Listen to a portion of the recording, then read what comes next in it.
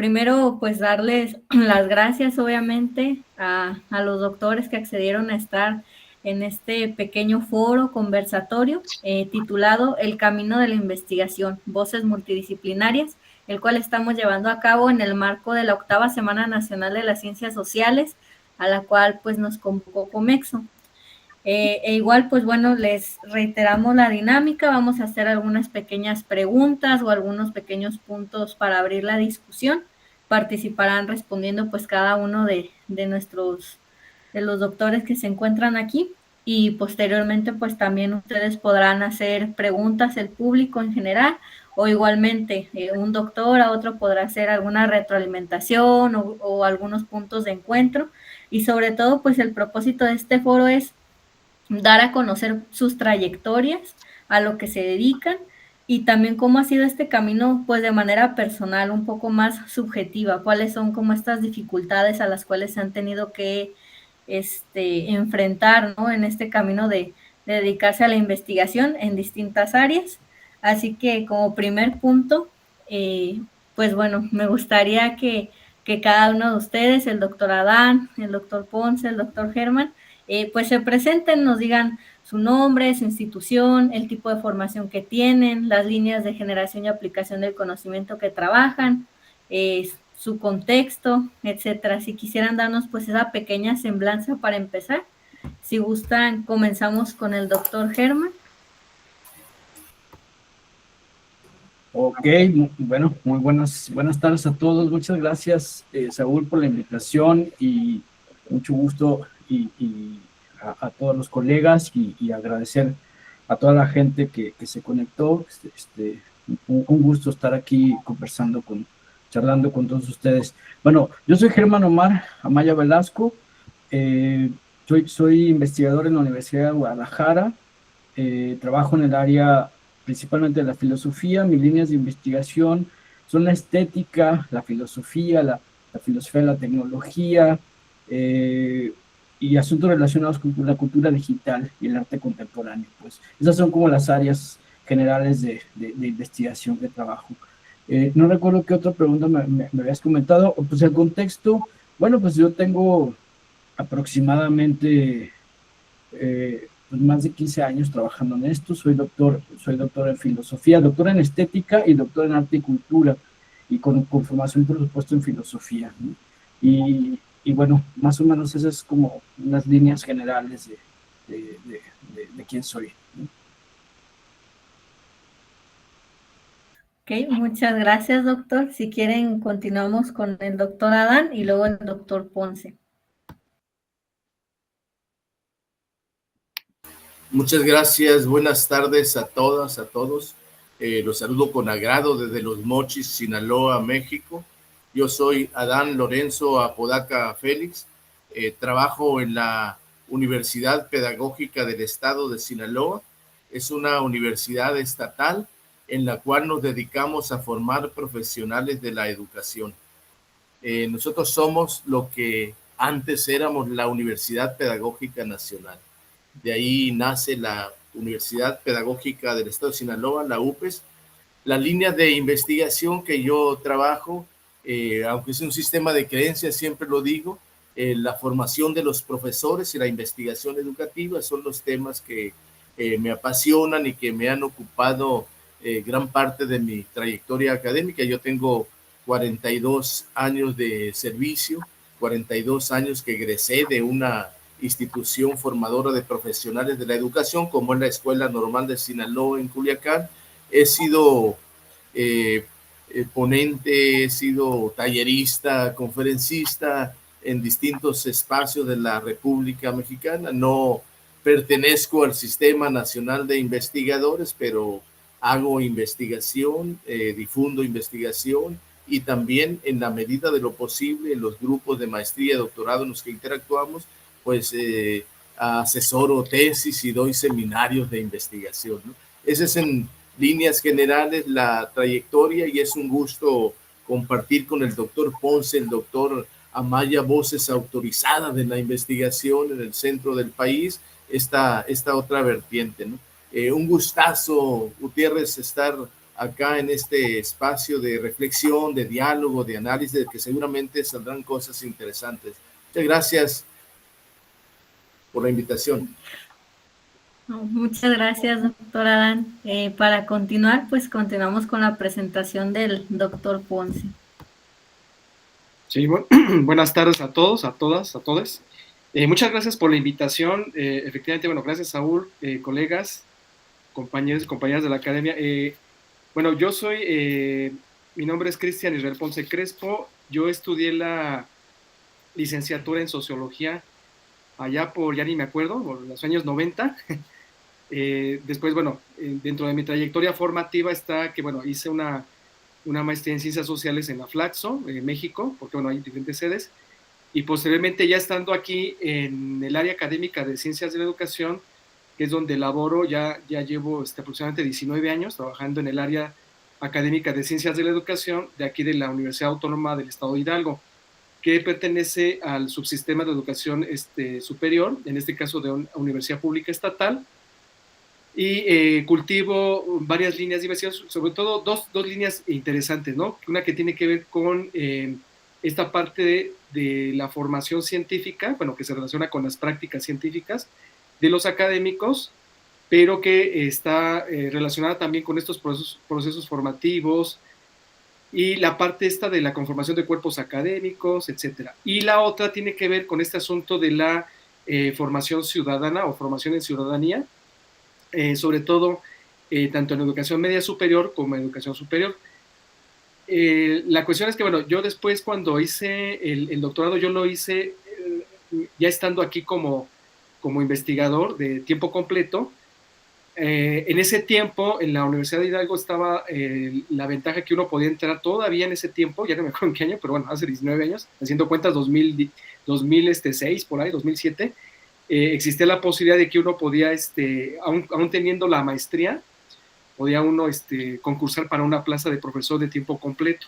Entonces yo tuve la suerte o la fortuna de quedarme, y a partir de ese momento, bueno, ya tuve la posibilidad y las condiciones para encaminar ahora sí mi trayectoria y consolidarla haciendo un doctorado en la UNAM, concretamente en pedagogía, precisamente para nutrir estas líneas de generación y aplicación de conocimiento que se desprenden del área académica de Ciencias de Educación y sobre todo del cuerpo académico que es al que pertenezco, que es el de Estudios Comparados en Educación, el cual soy el responsable de coordinar entre mis colegas todo lo que se hace, ¿no? En términos de proyectos de investigación, participación en redes académicas, etcétera. Pero bueno, es un placer conocerlas y muchas gracias por ahora sí la invitación y muchas gracias.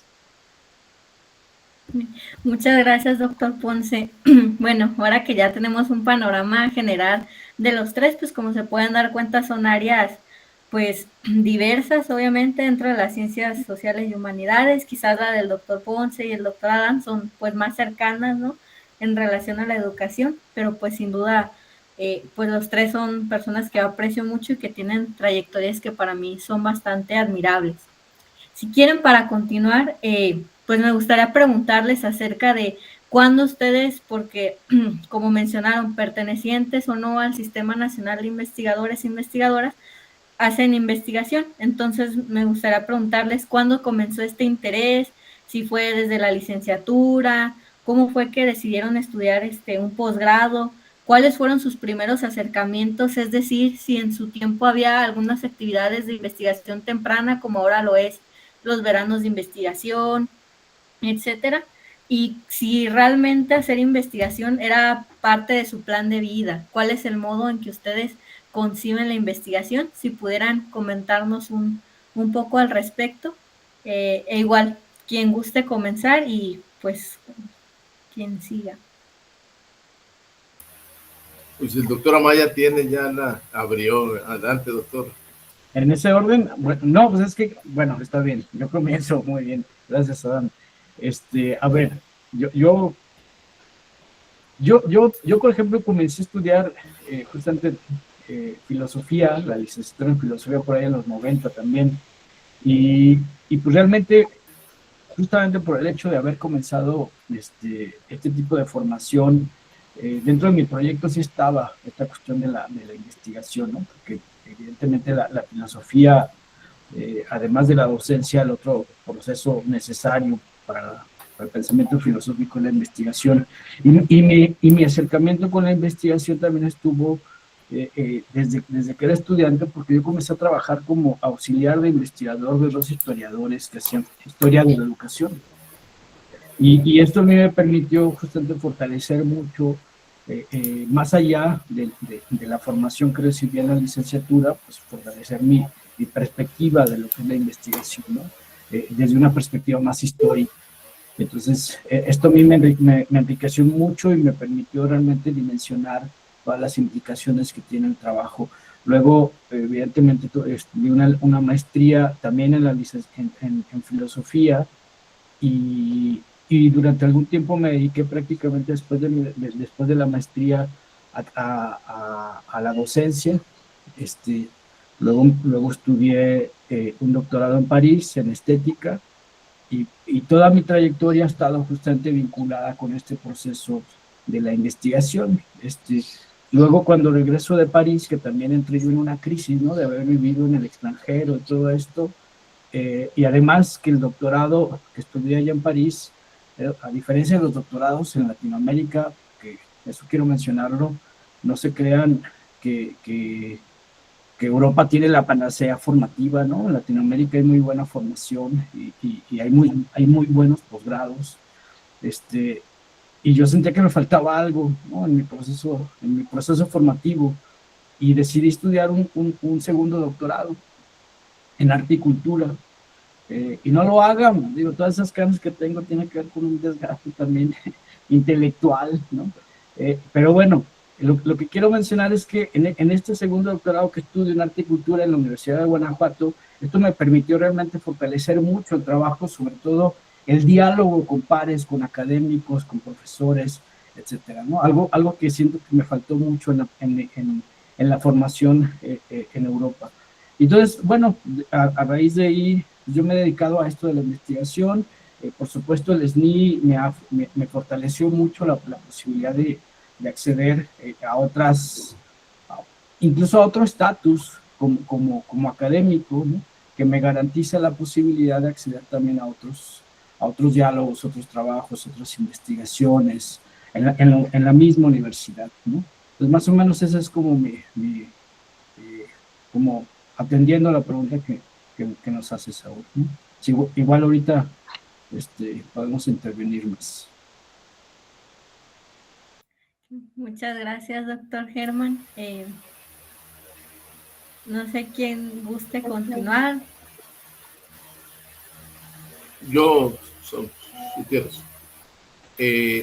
Hace un momento expresé que mi formación, como decimos por acá en el norte de origen, es profesor normalista, ¿no? Y ser profesor normalista, bueno, en la historia del normalismo del país es un asunto importante, ¿no? No porque yo lo diga, ¿no? Entonces, lo que quiero decir de esto es que mis primeros acercamientos con la realidad educativa fue cuando mis profesores de la Escuela Normal de Sinaloa en Culiacán nos enviaban, o me enviaban a las prácticas a hacer anotaciones, a hacer observaciones de lo que estaba sucediendo en la realidad aquella en la que íbamos a intervenir, pues. Esos son los primeros acercamientos. Yo creo que nos ha pasado a muchos por indicaciones de nuestros profesores. Vamos a la práctica educativa y hacemos esas observaciones elementales, si ustedes quieren, ¿no? Eso después en la maestría se trabajó de otra manera, y por supuesto que en el doctorado. Lo que quiero destacar de esto es que cuando íbamos nosotros de la normal a observar, íbamos más bien en un plano didáctico, pues, íbamos a ver cómo le hacía el profesor para enseñar los contenidos de historia, de ciencias naturales, de matemáticas, ¿no? Pero cómo le hacía para luego pensar en cómo le íbamos a hacer nosotros, ¿no? Quiero, insisto, destacar de esto la conversión que particularmente hemos ido sufriendo, ¿no? Primero, en nuestros primeros años de servicio, la didáctica, la pedagogía, la didáctica era la que orientaba nuestro hacer. después cuando nos vamos convirtiendo y nos vamos metiendo a la práctica investigativa, vamos suspendiendo los juicios didácticos, los juicios pedagógicos y nos cambiamos a la heurística, a la búsqueda, a la ciencia, a la investigación, ¿no?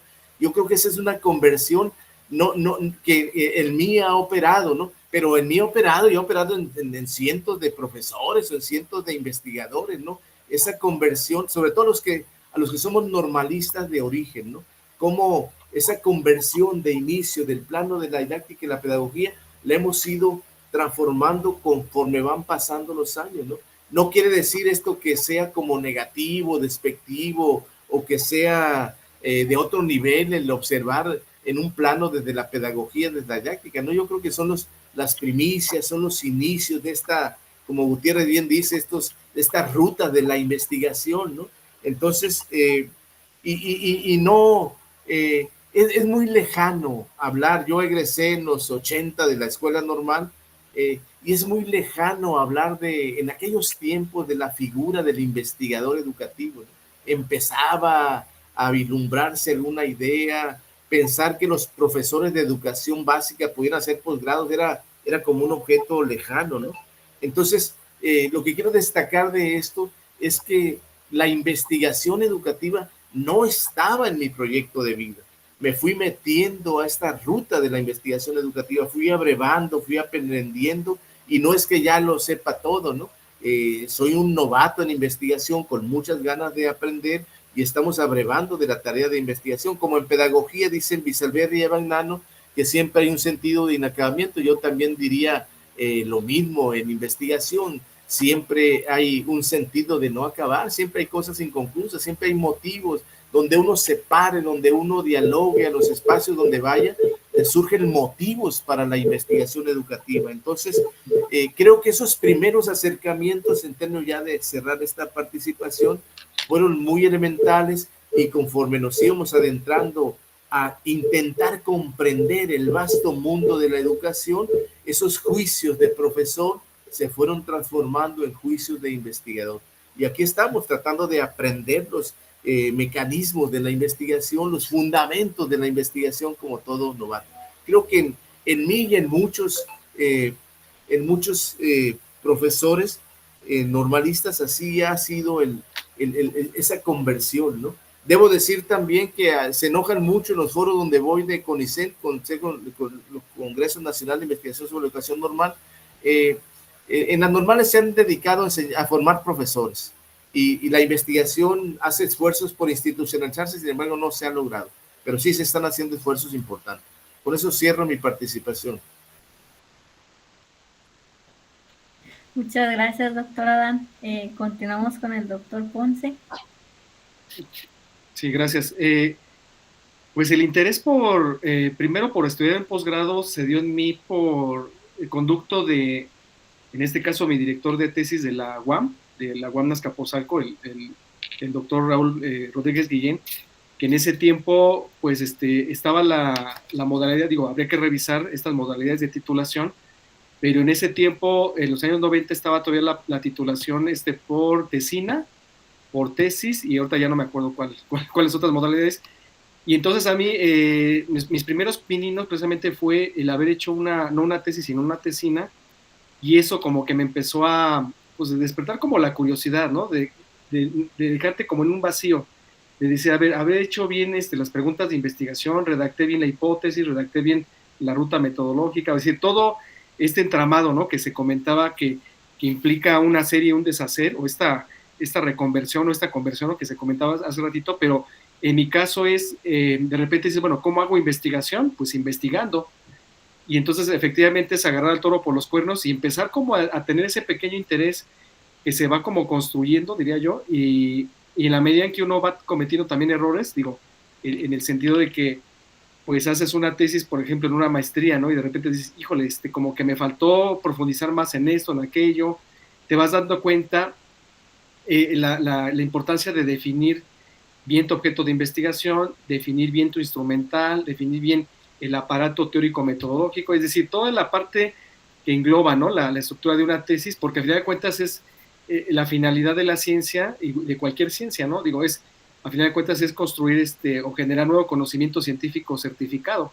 Y en ese sentido, pues uno está con este temor, esta incertidumbre en mi caso, de decir, bueno, estoy construyendo un conocimiento certificado, bien elaborado, bien sistematizado, etcétera, y bueno, y ahí te das cuenta que efectivamente cuando ya pasas por un proceso en donde te hacen preguntas, ¿no? El comité, etcétera, pues te das cuenta que sí vas haciendo bien las cosas, pero en mi caso, ya es en el doctorado, cuando yo ya me doy cuenta que efectivamente eso que yo hacía en la maestría, pues no es que fueran mis primeros pininos, ¿no? Sino más bien era como un trabajo que tenía que ir consolidando poco a poco. A final de cuentas, bueno, yo partía de un primer objeto de investigación. Yo no me acuerdo si mi tesina en la UAM tenía que ver con esta relación entre el desarrollo social y la democracia en México, a propósito de un texto que leí de Pablo González Casanova, el libro es de La democracia en México, de los años 60, y ese fue como mi punto de partida. Entonces,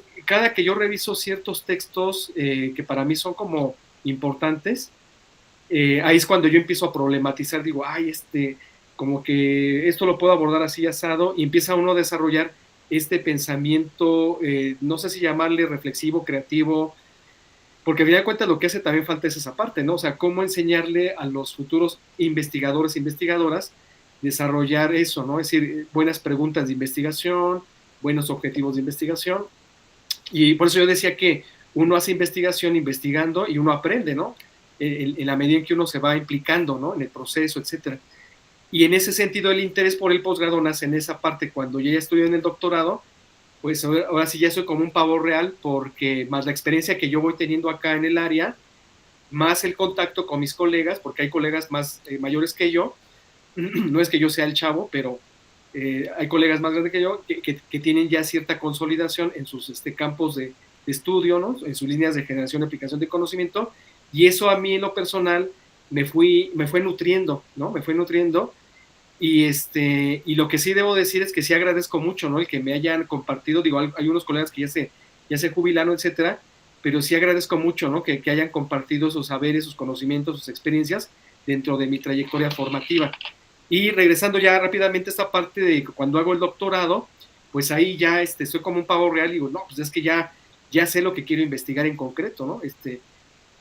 Curiosamente sale la tesis de doctorado cuando reviso un texto de Larisa Lodmis y Jacqueline Fortes de un libro que se llama La formación del científico mexicano, que es un libro que data de los años 90, sin embargo no pierde vigencia por una cuestión de asuntos ahí de índole tanto teórico-metodológico, ¿no? Entonces, bueno, esa sería la cuestión. Y a final de cuentas, bueno, también dentro de este interés por la investigación nace este acompañamiento, ¿no? De los tutores. Sí. Sí, sería todo de mi parte. Bueno, muchas gracias. E igual, bueno, haciendo como un pequeño recuento de varios de los comentarios que hicieron, justamente ya se están dirigiendo pues al próximo también, que les quería preguntar acerca de su lección de posgrado. Y bueno, recogiendo ya varias cosas que han dicho, por ejemplo, en el caso del doctor Germán, cómo fue esta experiencia de estudiar en el extranjero, ¿no? Y esta comparación también al regresar a México, en el caso del doctor Adán, como parte desde un lugar completamente distinto, ¿no? Mencionando que muchas veces ni siquiera se ponía en la visión la posibilidad de hacer un posgrado o la consolidación, ¿no? En este caso, del investigador educativo, e igual, pues en general, la consolidación de la investigación educativa en México, que pues era un tema completo, ¿no? Y en el caso del doctor Ponce, pues igual, como nos comenta cómo fue desenvolviéndose, ¿no? Hasta llegar al posgrado. Y en este punto también preguntarles, ya de manera quizás un poco más personal, en la elección de estos temas que ustedes decidieron, varios de los compañeros, compañeros, por ejemplo, cursamos estas materias de metodología, de tesis, de diseño de proyectos. Entonces, preguntarles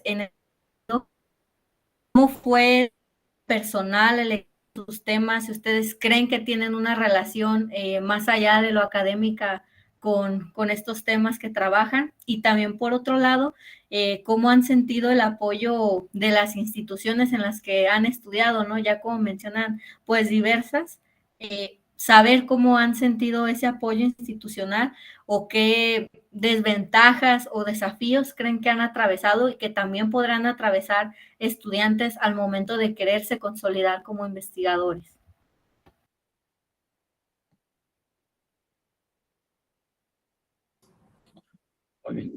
Supongo que seguimos el orden, ¿verdad? Sí, así como iniciamos, ¿verdad? Sí, sí, gusta. Bueno, sí, bueno, yo antes de responder a tus preguntas, Saúl, yo quiero recuperar el comentario, la experiencia de Adán respecto a este proceso donde nos narra, que es bien interesante. Me quedé pensando cómo él, cómo en el área, por ejemplo, de la educación, parten justamente, principalmente a través de la práctica educativa, de la enseñanza, ¿no? Y cómo esto, de alguna manera, lo condujo a la reflexión metodológica, epistemológica sobre la investigación, ¿no?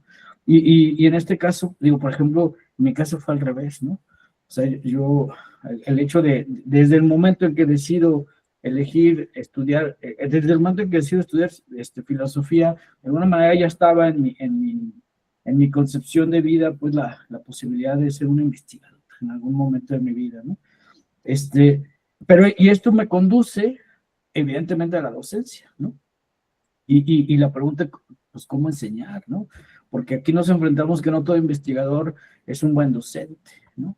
Y creo que alguna vez nos hemos topado con esos grandes investigadores y yo decepción cuando tenemos clases con ellos, ¿no? Y, ay, qué aburridas son sus clases, qué mala forma de enseñar, ¿no? Bueno, yo he tenido esta experiencia. Entonces, no todo investigador es un buen docente, pero tampoco un buen docente es un buen investigador, y no necesariamente, ¿no? Pero ¿qué está en juego cuando hablamos de investigar? ¿Qué es la investigación? Digo, es una pregunta que yo constantemente me sigo haciendo, ¿no? Porque investigar implica, pues sí, escudriñar en todo este universo de conocimiento, pero también la investigación implica enseñar, ¿no? Implica la docencia. Y está en juego también la divulgación, la difusión, que no es lo mismo, del conocimiento que construyes, la creación de redes, el diálogo con otros colegas, con otros investigadores. Es decir, hay un montón de procesos que están en juego cuando hablamos de la investigación. Entonces, lo junto también con el comentario de Christian Ponce, ¿no? Cuando habla así como aprendemos a nadar, pues metiéndonos al agua, ¿verdad? Y cómo aprendemos a leer, pues leyendo, y cómo aprendemos a investigar, pues investigando. Y es así como vamos consolidando un proceso, ¿no? Pero ¿qué está en juego? O sea, vuelvo a hacer la pregunta, ¿qué está en juego cuando pensamos las prácticas investigativas? ¿Qué es investigar, no?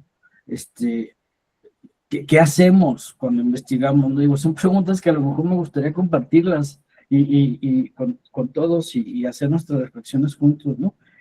Porque al final de cuentas, cuando hablamos, por ejemplo, ahora sí, cuando Úrsula, con Saúl nos pregunta sobre este tema de cómo nos adentramos a este proceso de la investigación, pues evidentemente con los posgrados, a veces los posgrados son muy solitarios, y a veces son más escolarizados, y esto implica un montón de esfuerzo, ¿no? Para los estudiantes. Ahora yo como investigador, que también me toca dirigir tesis, pues yo veo a los estudiantes cómo se enfrentan a un problema cuando tienen que tomar, no sé, 3, 4, 5 clases incluso durante un semestre, y atendiendo las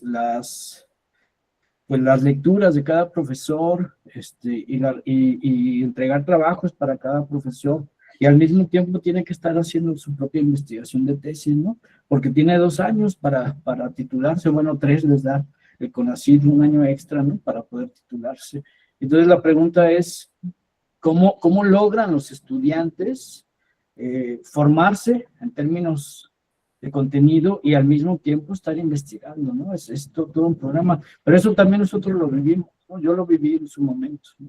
Entonces, evidentemente, la formación, disculpen por los ruidos urbanos en mi caso, la formación en posgrados se va especializando a nivel doctoral, pues hay otro trabajo mucho más profundo que uno tiene que elaborar, pero también, bueno, al menos yo lo viví, como les platiqué, en mi primera experiencia doctoral, una experiencia muy solitaria, que evidentemente tuve formaciones de filósofos muy importantes, algunos todavía vivos, otros ya desafortunadamente ya murieron, pero al mismo tiempo, mi formación era solitaria, ¿no? En cambio, hay otras investigaciones u otros doctorados donde se involucran más procesos, ¿no?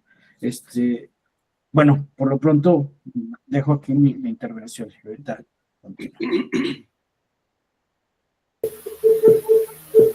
Sí, yo creo que el diálogo que se está generando está tomando matices interesantes, ¿no?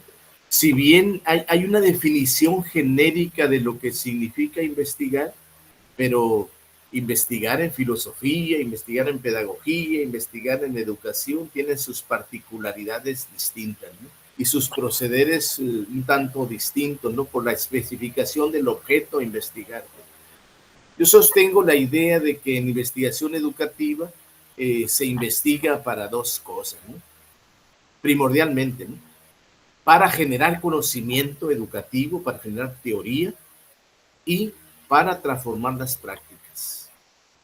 Y después, hasta para obtener grados en maestrías, en doctorados y en títulos en licenciatura, ¿no? Pero básicamente creo que el sentido epistémico y el sentido práctico deben estar presentes en los fundamentos de la investigación educativa. No hay que extraviarnos, no hay que perdernos.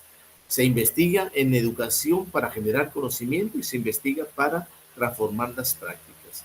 Don Pablo Latapí, un viejo pionero de la investigación educativa en el país, decía que el asunto de la mejora educativa estaba fácil desde su consideración, bastara con que la gente que toma decisiones en política educativa en este país leyera los informes que hacemos los investigadores, porque ahí en los informes hay sustento para tomar las mejores decisiones en materia educativa. Bueno, eso hacemos los investigadores educativos, generamos informes de investigación.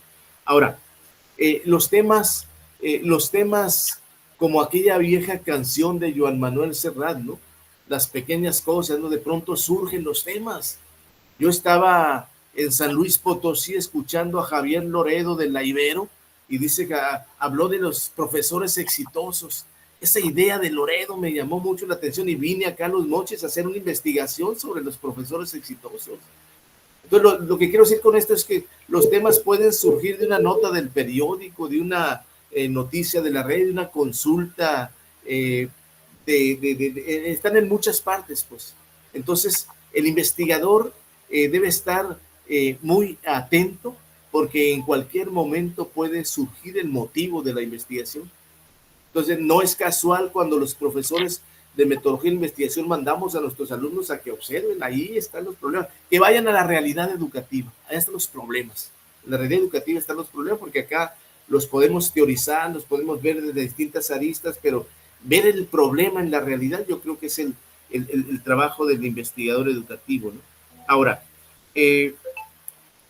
por eso sugiero que como primer punto, ¿no? Hay que hacer lectura de la realidad educativa, ¿no? Lectura en aquella vieja obra de Humberto Eco, El nombre de la rosa. Acuérdense cuando va caminando el criado y el señor y le dicen que es que no te fijas en las cosas de la realidad, ahí están las respuestas a las cosas que te preguntas, ¿no? Entonces yo también diría lo mismo, hay que ir a la realidad educativa. Ahí están los problemas, ahí van a surgir, ahí van a brotar los problemas, ¿no? Pero también los problemas de investigación pueden, en el diálogo, ya lo decía el doctor Omar ahorita, ¿no? En el diálogo ahí están los problemas. Cuando yo platico con un alumno, ahí podemos generar motivo motivo de diálogo, ¿no? Motivo de diálogo. Ayer platiqué con una alumna de doctorado. Ella va a hacer una investigación sobre, ustedes saben que en educación básica hay un programa que se llama Vida Saludable. Ella va a hacer cambió el fenómeno de la vida saludable en las escuelas, ¿no? La señora de la tiendita que vendía lo que ustedes quisieran comprar, ya no, ya hay otro proceso de ingesta de alimentos en las escuelas. Entonces ese asunto ya cambió, pues. Entonces, dialogando con ella, le digo, bueno, ¿por qué no investigas qué le representa el programa de vida saludable a las profesoras, ¿no? O sea, el cambio ese. Bueno, entonces lo que quiero decir con esto es que esos cambios, esas circunstancias, esas variantes de la práctica, esas pueden ser motivo para una buena investigación, ¿no? Hay que estar atentos nada más, hay que estar atentos porque la realidad es muy cambiante, la realidad es muy moviente. Hay una nota ahí que preguntan por el chat si el asunto de las necesidades educativas especiales, eso ya cambió, ya mutó, también es un tema interesante, los neurodivergentes. O sea, lo que quiero decir con esto, hay muchos motivos para investigar en la realidad educativa, y allá hay que enviar a nuestros alumnos a que hagan lectura de la realidad, que dialoguen sobre la realidad, y ahí puede haber interesantes temas de investigación.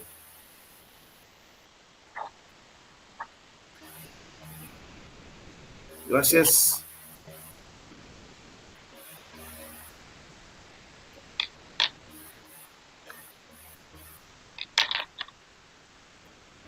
Bueno, la pregunta, sigo yo, ¿verdad? Supongo. La pregunta, bueno, ¿qué es investigar? Bueno, ahorita escuchando a los colegas me llama mucho la atención porque me parece que todo gira a esta diversidad de, digamos así, como de intereses que tenemos, ¿no? Intereses epistemológicos, intereses teóricos, intereses prácticos. Entonces digo, a final de cuentas hay intereses de la investigación como hay intereses de la ciencia, ¿no? Y hay intereses en cuanto a producir conocimiento. Entonces me parece que estos intereses también dependen muchas veces de cómo nos vamos posicionando, ¿no? Frente a una realidad. Ya lo decía, por ejemplo, el colega Ada, ¿no? Que, por ejemplo, para él es importante producir conocimiento, pero también es solucionar problemas a través de, ¿no? Entonces me parece que ahí viene la otra parte, que es, si produces conocimiento, tratas de solucionar problemas o mejorar la práctica.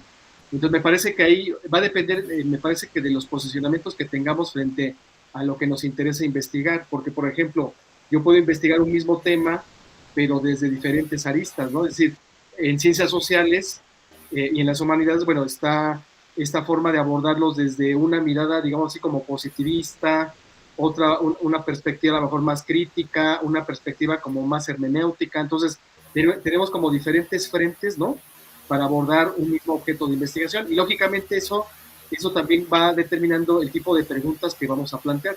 Entonces, me parece que investigar alude, me parece, a esta idea de sí generar conocimiento científico, pero este conocimiento científico me parece que tiene que estar como muy vigilado, ¿no? Es decir, se tiene que construir con cierto rigor.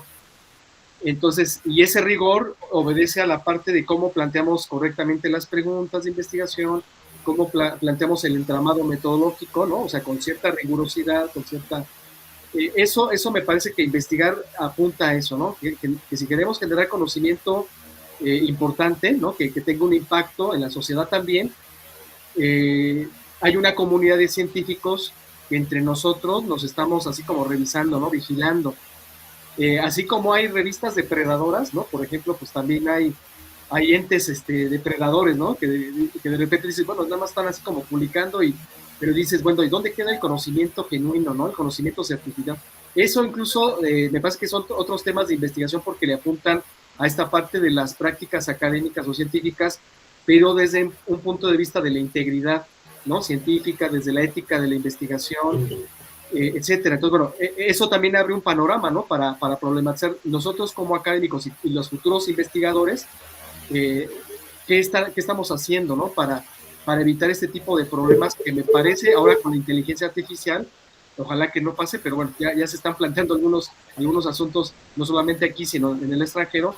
¿Qué se está haciendo para controlar estos abusos, ¿no? Del uso de la inteligencia artificial? Y sobre todo, me parece que investigar también suena esta idea de desarrollar esta creatividad, ¿no? Estas ideas originales. Por ejemplo, cuando comentaban esta parte de que de repente, por ejemplo, cuando yo estaba estudiando la licenciatura, un profesor, pues el maestro Raúl Guillén, que fue el que me asesoró, de repente bueno, yo en ese tiempo que yo tenía muy poca experiencia en investigación, me decía, es que tú te la tienes que creer, porque si tú no te la crees de que estás investigando, pues por más que hagas la tesis y te quede muy bonito y todo, y si no te la crees, nunca vas a avanzar. De ahí que, pues, a partir de ese momento dije, pues sí, tiene razón, voy a investigar investigando, me voy a apropiar de la literatura, voy a aprender incluso a desaprender a hacer un buen estado de la cuestión o del arte, o como se le llama, o del conocimiento, porque realmente pues yo en ese entonces no sabía bien cómo se construía. Va pasando el tiempo, en la maestría vas más o menos, ¿no? Mejorando, y en el doctorado, ¿no? Empiezas a decir, así se hace, ¿no? Un buen estado de la cuestión o de la... Después pasas ahora, cómo saber plantear buenos objetivos y así. Y en ese sentido me parece que la creatividad es un aspecto muy importante no solamente en la construcción de conocimiento, pero también en desarrollar buenas investigaciones. Ahora, ¿a qué le llamo yo en desarrollar buenas investigaciones? Aquellas que realmente aportan en la frontera de conocimiento, en esta parte de generar estos vínculos, ¿no? De la idea de la disciplinaridad, de la multidisciplinaridad o de la transdisciplinaridad, porque al final de cuentas vivimos siempre con la misma disciplina, ¿no?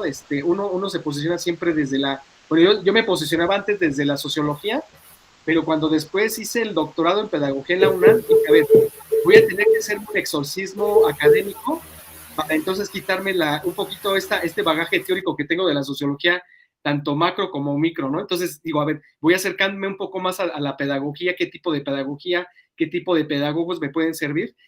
Y en ese sentido es también un poco, ¿no? Ser como humildes, o sea, epistemológicamente hablando, o no sé si llamarle esto una epistemología más humilde, para entonces hacer este puente entre disciplinas, ¿no? Porque me parece que ese es otro problema, yo lo tengo como hipótesis de investigación, que de repente no miramos y nos quedamos con la disciplina, pero entonces, bueno, habría que hacer un juego entre disciplinas para poderlas integrar, esto le llaman integridad disciplinar, porque si no, entonces el conocimiento ¿dónde queda? ¿No? Solamente queda en ciertos nichos disciplinares. Entonces me parece que ahí, yo lo veo, por ejemplo, con algunos colegas que de repente asesoran tesis y dicen, bueno, uno le pregunta a los estudiantes, a ver, ¿qué te dijo tu profesora? No, pues a mí me dijo el profesor A que primero se tienen que plantear los objetivos. A ver, ¿qué te dijo tu profesor B? No, pues mi profesor B me dijo que se tiene que plantear primero la teoría. Ahora, ¿qué te dijo tu profesor C? No, me dijo que primero tengo que, ¿no? Entonces cada uno va diciendo conforme uno fue formado quizá, ¿no? Desde la disciplina, pero también me parece que se está cuidando mucho la autonomía, ¿no? De las propias disciplinas y eso me parece que no permite que desarrollemos más esta parte de la interdisciplinaridad que me parece que en las ciencias naturales están un poquito más avanzados. Digo, eso es lo que yo intuyo. Habría que comprobarlo bien empíricamente, incluso viendo posgrados, ¿no? Que de repente ya hay posgrados de biodiversidad combinados con ética y con el uso de no sé qué, y incluso ya hasta se meten con la cuestión de las humanidades. Y a mí me parece interesante plantear, incluso, bueno, yo me gustaría como ponerlo como una discusión aquí a los colegas, qué tanto incluso las mismas políticas científicas, ¿no? Nos van condicionando o nos van determinando estas famosas líneas de generación y aplicación de conocimiento. Entonces, bueno, eso lo dejo como para, no sé, como empezar a abrir, no sé si también el debate, ¿no? Digo, porque también se vale. Bueno, ese sería mi... Sí, muchas gracias, doctor. Sin duda, o sea, hay mucho que rescatar de esta nueva discusión que se abrió, ¿no? Las prácticas científicas, académicas, qué es investigar, pues sin duda son temas que abren para mucho más debate. Por lo mismo, no sé si quisieran alguno de ustedes dar alguna opinión sobre lo ya dicho o les gustaría que avancemos con un nuevo eje. Sí, yo quisiera dar una pequeña reflexión complementaria, pues, ¿no? Un poco atendiendo esta pregunta sobre cómo se hace la investigación, cómo se construye la investigación, ¿no? Es un tema que estamos de alguna manera todos abordándolo, ¿no? Coincido con los dos colegas, con Cristian y con Adán sobre este tema de que al final todo parte de un interés personal. Entonces, es decir, la investigación parte de nuestra propia vida cotidiana, ¿no? O sea, de aquello que nos golpea en el mundo y que nos obliga a pensar, a reflexionar, pues, ¿no?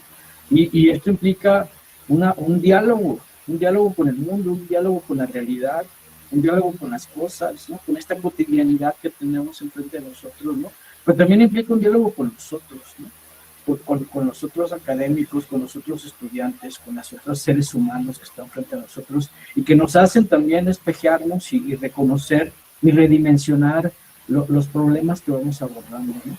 Pero entonces, investigar implica también aprender a formular preguntas, aprender a problematizar, aprender a mirar con un cierto rigor, decía Cristian, con un cierto rigor investigativo, esto que me estoy preguntando, esto que me estoy cuestionando, pues, ¿no? Porque a diferencia, al final de cuentas todos los seres humanos nos hacemos preguntas y reflexionamos, incluso tenemos a nuestra disposición una gran cantidad de conocimiento en videos, en YouTube, a veces ya hasta nos hemos llegado a cuestionar. Finalmente es importante formarse tomar clases en una universidad, cuando ya tenemos un montón de tutoriales, ¿no? En internet para aprender a hacer un montón de cosas, ¿no?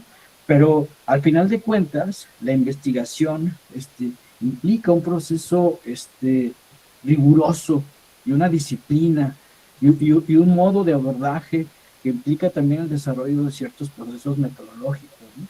Entonces, esto involucra pues una serie de procesos complejos, ¿no? Y de ahí la importancia de la investigación, ¿no? Bueno, ese es nada más un comentario que quería señalar y dejo esta pregunta final de Cristian sobre estos procesos institucionales, estas políticas públicas, estas políticas sociales, políticas educativas, que también es otro proceso que también determina la investigación en México, ¿no? Por ahí apareció una pregunta sobre los mitos que están alrededor, los mitos burocráticos, si realmente es un mito esto de la burocracia y cómo, por ejemplo, determina los procesos investigativos, ¿no? Y tendríamos que hablar de burocracia en las universidades, en el SNI, un montón de políticas educativas que también influyen y también determinan nuestros procesos y nuestras condiciones de vida como investigadores. Pero ese es otro tema que creo que para allá vamos para allá va la discusión. Yo quiero retomar un poco, Gutiérrez, si me permites, la pregunta que lanzaba el doctor Ponce, ¿no? En su participación, ¿no? La referida a las políticas científicas, ¿no? Es un asunto de la más vital importancia, ese de las políticas científicas. Dijo Paulo Freire, un viejo educador brasileño, educador crítico brasileño, que no hay pedagogías neutrales, ¿no? Que hay pedagogía de los grupos en el poder. Eso lo dijo Freire. Entonces yo también cuestionaría este asunto de las políticas científicas. No habría que ver la neutralidad de las políticas científicas, de las maneras de hacer ciencia. Muy interesante lo que señalaba el doctor Amaya, lo que señalaba el doctor Ponce, ¿no? La idea de tomar posturas, desde dónde estamos haciendo investigación, cuál es el marco teórico, el marco metodológico, el marco epistémico de los cuales estamos haciendo investigación. Y un poco, yo creo que hay que ordenar la investigación educativa en el país, ¿no? Guadalupe Moreno Vallardo, ahí del contexto de ustedes, decía que hace algunos años que la investigación educativa en el país era un campo de nadie, cada quien investigaba lo que quería, lo que podía, lo que le gustaba, lo que le decía su asesor de tesis, ¿no? Entonces, Felipe Martínez Rizo, de allá más al norte, dijo que había que ser muy selectivo en los posgrados, dice, que nuestros posgrados dejaron de ser incorporativos, todo el que llega lo metemos, ¿no?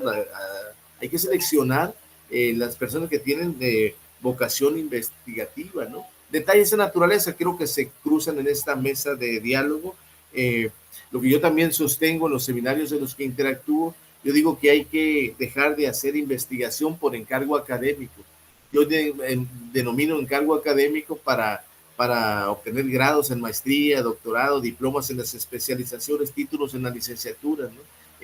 Eso creo que le ha hecho daño a la investigación educativa en el país, ¿no? Esta idea de, hay gente que va a los posgrados y que solo construye la tesis para obtener los grados, pero no hay trascendencia, no van los documentos a ninguna parte, y se trata de que vayan a alguna parte, que trasciendan, que impliquen, que impacten, que muevan, pues.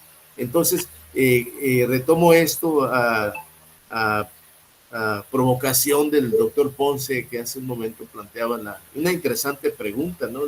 Habría que cuestionar también si las líneas de generación y aplicación del conocimiento de nuestras universidades son las más pertinentes, ¿no? ¿Para dónde van? ¿Quién las estructuró? ¿Quién dijo, no? Cuestiones de esa naturaleza creo que es interesante para el diálogo.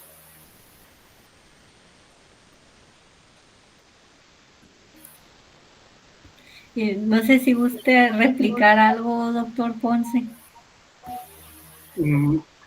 Esta parte de la burocracia, ¿no? Por ejemplo, de repente, bueno, en las universidades públicas estatales, de repente uno se encuentra con esta cuestión de los tiempos, de que, por ejemplo, hay colegas que de repente, bueno, sí, les gusta mucho hacer docencia, y también lo complementa lógicamente con la investigación, pero de repente uno dice, bueno, ese es uno de los aportes que tienen algunos colegas de por qué no mejor, digo, esa es una propuesta, a lo mejor un futuro, de que los mismos investigadores dediquen tiempo completo, efectivamente, a investigar. Digo, eso no significa que no den clases, ¿no? Sino que también exista un cierto equilibrio en los tiempos, porque muchas veces la parte de que tienes que estar preparando la clase, tienes que estar haciendo gestión académica, incluso hasta gestión administrativa, etcétera, eso me parece que también le pega, ¿no? a los investigadores o a las investigadoras, porque de repente ya no somos investigadores de tiempo completo, sino de tiempo repleto. Entonces, ¿a qué voy con esto? A que de repente muchas veces uno está contratado por un perfil deseable, ¿no? O sea, uno tiene una serie de actividades, haces docencia, haces extensión de la cultura, haces gestión, y de repente dices, bueno, ¿y a qué horas te dedicas ¿no? A revisar bien tus bases de datos, a hacer trabajo de campo? Y entonces me parece que un aspecto también importante de estas políticas tiene que ver con cómo la parte de la burocracia institucional, o como se le quiera llamar, también va condicionando las mismas prácticas académicas. De repente uno cuando dice, bueno, uno está dentro de los cuerpos académicos, entonces, bueno, dentro de los cuerpos académicos uno puede ver un conjunto de interacciones, ¿no? Entre colegas, entre redes académicas, y de repente dices, bueno, se supone que, bueno, un cuerpo académico es un conjunto de investigadores, ¿no? Que en cierta forma comparte ciertas líneas de generación de aplicación de conocimiento, ¿no? Publican juntos, van, ¿no? Participan en congresos, divulgan el conocimiento, etcétera. O sea, se comparte, ¿no? O sea, temas en común. Pero eso de repente cuando los presupuestos bajan y dices, híjole, ya no me tocó la cereza del pastel porque pues ya no voy a poder ir no sé, al congreso tal porque pues ya no me tocó nada, ¿no? O si me tocó, pues nada más es una partecita. Entonces, bueno, esas lógicas que de repente no se ven, pero que sí están presentes, también como que me parece van mermando poco a poco a quienes empiezan el camino de la investigación. No tanto los que a lo mejor ya están como consagrados, que de repente pues ya saben más o menos el camino, y dicen, bueno, pues ya me la sé, ya sé que a lo mejor con el SNI, pues ahí ya tengo un apoyo para irme a tal, ¿no? actividad, hacer una estancia. Pero los que apenas están empezando, me parece que esa es una llamada también de atención a las políticas científicas, ¿no? De ir como pensando, repensando, generar las mejores condiciones de habilitación para las nuevas generaciones de investigadores, porque al final de cuentas, bueno, nosotros nada más estamos de paso y dentro de 20 años va a tener que haber un reemplazo generacional, quiera sí o no. Por ejemplo, acá en el área donde estoy, pues el promedio de edad oscila entre los 60 y 65 años, y si pensamos que la esperanza de vida del mexicano, ¿no? es de 70 y tantos, pues bueno, en 10 años, ¿qué se va a hacer, no? O sea, para poder hacer este reemplazo generacional. Entonces, me parece que ese es otro tema, me parece interesante, ¿no? Dentro de las políticas científicas o de ciencia y tecnología, que también hay que ir pensando en este relevo y si efectivamente el país le está apostando a formar verdaderos científicos o no, o nada más es, pues cursas tu posgrado, obtienes una beca, pero pues no vas a trabajar de lo que estudió en el posgrado, ¿no? Digo, esa es otra, pues probablemente una triste realidad, ¿no? Que se esté viendo, que efectivamente, entonces, bueno, ¿cuál es la utilidad de hacer un posgrado? No solamente es en las universidades digan, bueno, tenemos tantos posgrados, tenemos tanta captación, ¿no? Tanta oferta, tanta demanda, pero efectivamente hay un impacto, yo me pregunto, bueno, y eso es otro tema también de provocación, ¿no? Si efectivamente está sirviendo la formación científica, ¿no? Para estos futuros jóvenes. Bueno, Muchas gracias, sin duda, pues las políticas de investigación son un tema en el que hay mucho que abordar y creo que justo podemos partir ya de lo que se está mencionando al respecto para mencionar algunas otras preguntas. Justo como nos comentaban aquí en el chat, hablar un poco más nos comentan, ¿cuál es el proceso que se realiza para inscribirse o registrarse para ser investigador? ¿Es cierto esos mitos que hablan sobre lo difícil que es integrarse en este trabajo muy competitivo, en exceso burocrático? Y también abrir la discusión respecto a cómo equilibran su vida personal, laboral, impartiendo clases, etcétera, continuando desarrollándose profesionalmente con ese ámbito de la investigación. O sea, muy bien si nos pudieran comentar al respecto, igual en esta parte de las instituciones, si pertenecen, por ejemplo, al SNI, como ha sido, por ejemplo, en el caso de Sinaloa, creo que también hay un sistema estatal de investigadores, e igual comentarnos cómo han llevado este equilibrio en su vida personal junto con el estrés académico. Muy bien. Bueno, pues hay muchas preguntas y mucho que conversar. Primero inicio comentando yo quiero insistir en este tema de que toda investigación realmente comienza con una pregunta, ¿no? Y y preguntar implica formularse dudas profundas, ¿no? Dudas que evidentemente no tienen una respuesta sencilla, pues, ¿no? Y por eso tiene sentido investigar, ¿no? Y cuando uno se formula este tipo de preguntas, si tiene este propósito investigativo, pues las investigaciones se vuelven hasta divertidas, ¿no? ¿Por qué? Porque está en juego también una serie de dudas y unos cuestionamientos que uno tiene, incluso donde está también en juego la vida misma de uno, pues, ¿no? Sus preguntas más profundas sobre la existencia, pues. Entonces, a manera de recomendación, no hagan investigaciones si ya tienen la respuesta, ¿no? Se van a aburrir, ¿no? Y yo me he encontrado con muchos, digo, me ha tocado participar y evaluar en algunos posgrados a postulantes de posgrados, y a veces uno se encuentra con estudiantes que ya están haciendo investigaciones y que su investigación ya parece estar resuelta, ¿no? Y yo les digo, híjole, pues es que se van a aburrir, porque una investigación realmente involucra dudas profundas, ¿no? Cuestionamientos profundos. Entonces, de veras, si van a dedicarse a esto a la investigación, no, hay que aprender también a hacer preguntas que tengan sentido, que nos lleven a profundizar, y no caer en estos procesos de simulación tan a la orden del día, y que tiene que ver con todas estas políticas públicas, ¿no? Porque al final de cuentas el ritmo de las universidades, de las instituciones, del SNI, este Sistema Nacional de Investigadores, que nos mantiene y que nos, digo, yo pertenezco al Sistema Nacional, y pues uno sabe cuál es el ritmo que uno debe de mantener para poder cumplir todos los requisitos que se nos piden, ¿no? Entonces, a veces, evidentemente, estar cumpliendo docencia, administración, direcciones de tesis, divulgación, difusión, gestión de la cultura, redes de trabajo, etcétera, pues es realmente estresante, ¿no? Entonces, ¿cómo equilibra la vida? No se equilibra, digo, yo creo que todos estamos así medio chuecos, ¿no? No físicamente, o también, ¿verdad? ¿Por qué? Porque implica mucho trabajo, implica separar nuestra vida en diversas actividades cotidianas, y es cansado, ¿no? Es difícil, ¿no? Además, hablando de políticas universitarias, ¿no? La situación la situación de las universidades, a mi parecer, y digo, no quiero sonar pesimista, pero también viven una crisis, ¿no? Cada vez hay académicos que llegan a una edad de jubilación, pero tampoco se quieren jubilar, ¿no? ¿Por qué? Porque no quieren perder todos los privilegios, ¿no? Porque no van a ganar lo mismo, ¿no? Y aún así, cuando se van jubilando, las universidades no están abriendo plazas, ¿no? La mayoría de los profesores son profesores de asignatura, ¿no?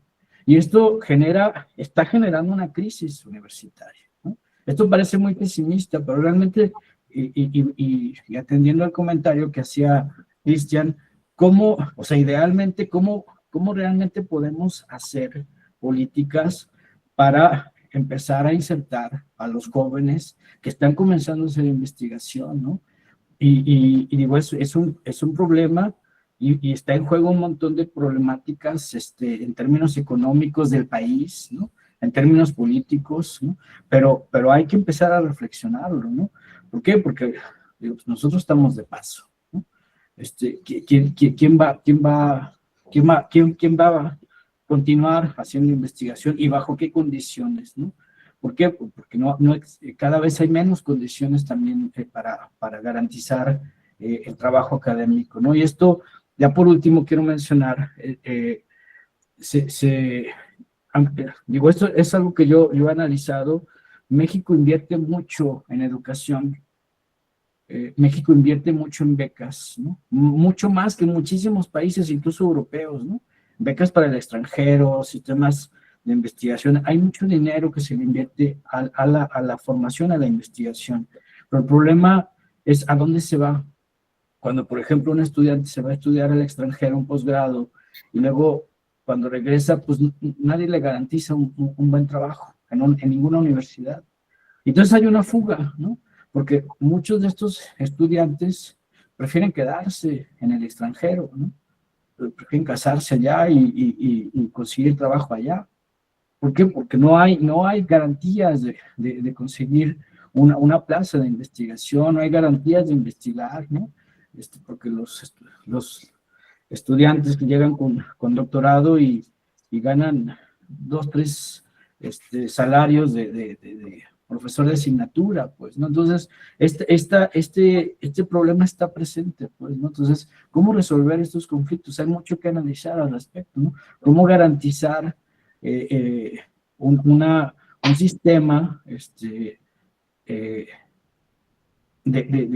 realmente fortalezca la investigación en todos los niveles en México, ¿no? Porque la inversión se hace, pero se está fugando, ¿no? Entonces, bueno, lo dejo también ahí como comentario.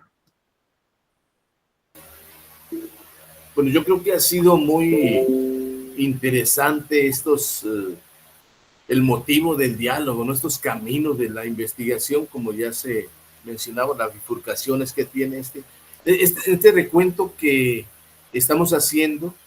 Yo creo que es importante reconocer el rol que ha jugado la tesis así en sentido genérico. La tesis orientó durante 3, 4 décadas los trabajos de investigación, era el motivo para hacer investigación, pues, fundamentalmente en los posgrados, ¿no? La tesis era el motivo para hacer la investigación, en el caso nuestro, la investigación educativa. Y eso de alguna forma limitaba el trabajo de investigación. Afortunadamente les comento la experiencia que hemos tenido acá en la Universidad Pedagógica del Estado de Sinaloa para involucrar a los jóvenes que estudian maestría y doctorado. Está todavía como telón de fondo la tesis, pero ya hay una variante que se llama artículo científico que les está permitiendo obtener el grado en los niveles que ya mencioné, y también hay otra opción que se llama capítulo de libro. Y tenemos otra opción que se llama semillero de investigación. Es decir, institucionalmente creo que ha habido preocupación por fomentar la investigación educativa en el caso de nuestra universidad, no dejar a los jóvenes sueltos, no dejarlos libres, sino tenerles la atención. Eso creo que de alguna manera fortalece, ayuda en esta perspectiva de institucionalizar la investigación educativa en las instituciones, valga la expresión redundante, de educación superior, ¿no? Entonces, esa es una forma, ¿no? Y puede haber, por supuesto, otras formas. Ya Gutiérrez se refería al verano científico, al verano delfín, donde participan estudiantes de nuestra institución, ¿no?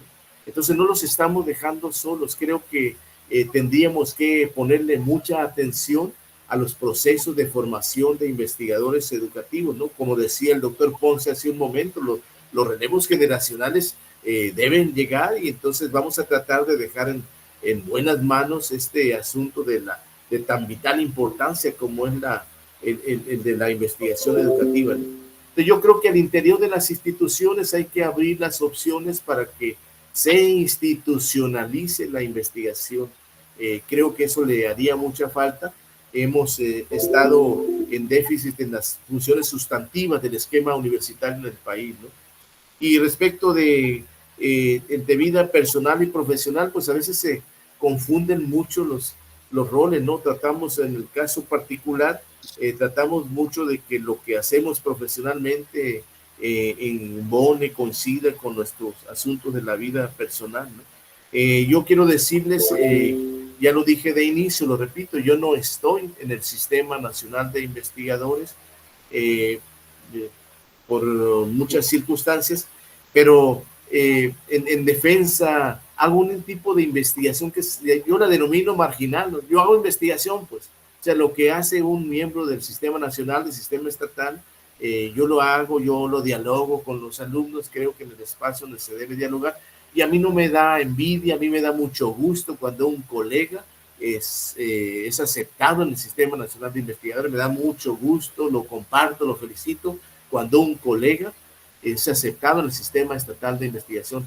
Bueno, ¿por qué? Porque se genera una posibilidad de diálogo, una posibilidad de conversación, una posibilidad de diálogo de altura, de diálogo epistémico, de diálogo teórico, de diálogo metodológico. Decía el doctor Amaya hace un momento, muchas veces uno hace investigación en solitario, no hay con quién dialogar, ¿no? Y eso es un asunto fundamental. Creo que lo que se está haciendo en la Universidad Pedagógica del Estado de Sinaloa puede ser, en esta visión modélica, replicado, copiado, si ustedes quieren, en otras instituciones. Lleva a la noble intención de involucrar a los jóvenes alumnos en la tarea de investigación. Eso es lo que quiero comentar en esta participación.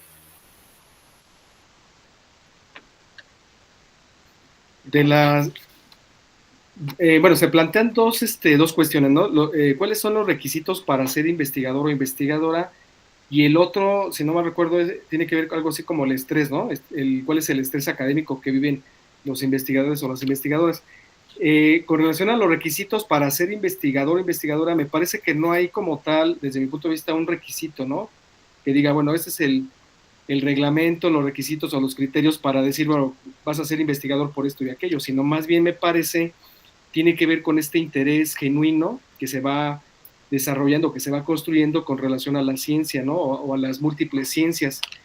Por ejemplo, hay un texto de Robert Merton, un sociólogo norteamericano, que planteó este concepto, el famoso concepto del etos científico, ¿no? Es decir, el etos científico como este conjunto de normas y valores que le van dando sentido y vida a la ciencia, o sea, el investigador o la investigadora, o en este caso el científico, pues tiene que dar su vida, ¿no? Casi por la ciencia.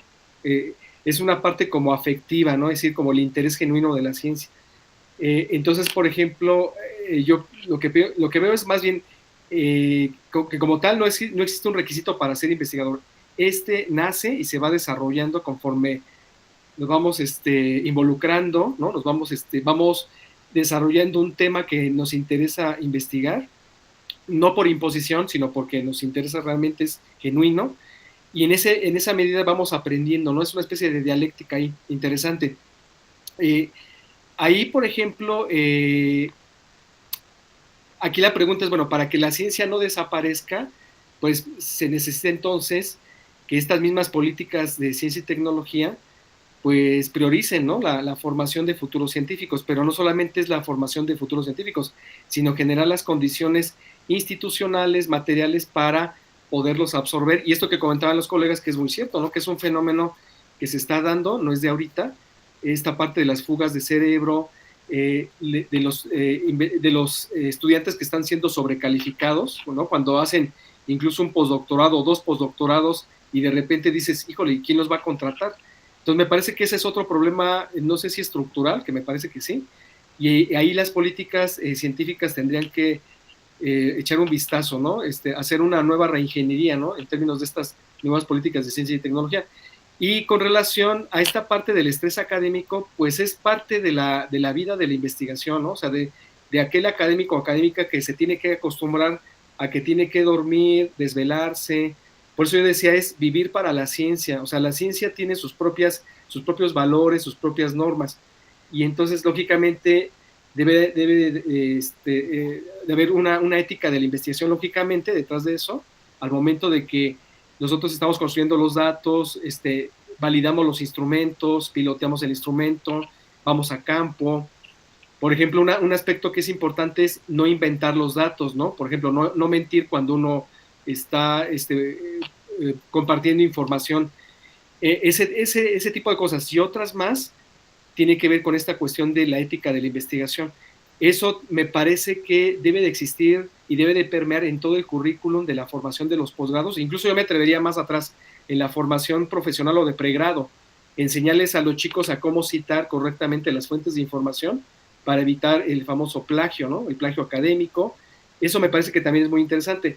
Y regresando a la parte del estrés académico, bueno, uno tiene que ser consciente que conforme uno se va implicando en la labor investigativa, pues muchas veces vas a tener que sacrificar cosas, ¿no? Tiempo para cuidar a tus mascotas, para ir al cine quizá. Digo, a lo mejor sí te das tiempo, pero aquí la cuestión es de que el estrés es algo que uno ya tiene que convivir con eso, ¿no? A lo mejor incluso cuando uno nace, no nace uno estresado, ¿no? Nace del vientre de nuestra mamá y uno ya nace estresado, y de repente uno ya ingresa al ámbito laboral y igual lo mismo, ¿no? Vives estresado, amanecemos estresados, convivimos estresados. A final de cuentas vivimos en una sociedad también con mucho estrés. Entonces me parece que el estrés académico pues sí tiene que ver con esta cuestión de los tiempos, que muchas veces los tenemos limitados, pero desde mi punto de vista tiene que ver también con estas políticas que también nos están impactando, ¿no? En cuanto a que hacemos de todo, o sea, hacemos gestión académica, administrativa, hacemos, por ejemplo, extensión de la cultura, damos clases, tenemos que preparar clases, no solamente es repetir lo mismo. Por ejemplo, una colega y yo lo que hacemos es que cada semestre hacemos reunión de academia y tenemos que estarle apostando por renovar la literatura, ¿no?, o actualizar la literatura.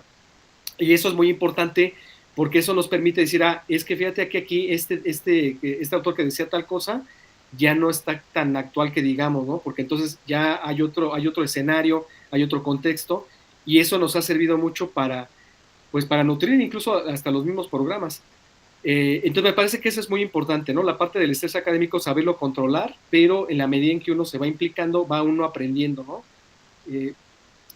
Y la parte, me parece que había otro aspecto que tiene que ver con el desarrollo, no sé si entendí bien, del proceso investigativo, que es un poco lo que yo decía hace rato, ¿no? Que investigar se aprende investigando, y en la medida en que uno va aprendiendo de los demás, en mi caso, por ejemplo, yo aprendí de los colegas mayores que yo, que gracias a sus experiencias, todo lo aprendí como esponja, y lógicamente eso me ha servido también para no solamente posicionarme, ¿no?, epistemológicamente o metodológicamente frente a los objetos de investigación que a mí me interesan, sino también para ayudar y eso compartirlo también con las diferentes generaciones de jóvenes, ¿no?, que vienen detrás de nosotros, y decir, a ver, ¿cómo se cita un artículo? Pues se cita así. Ahora, no existe APA sexta edición, ahora existe APA séptima edición. Mira, tienes que fijarte en esto, tienes que, ¿no?, revisar muy bien tus datos, tienes que revisar, o sea, esto que decíamos de la rigurosidad científica, ¿no?, siempre tiene que estar permeando, y a mí me parece interesante que este etos científico que planteó en su momento Merton,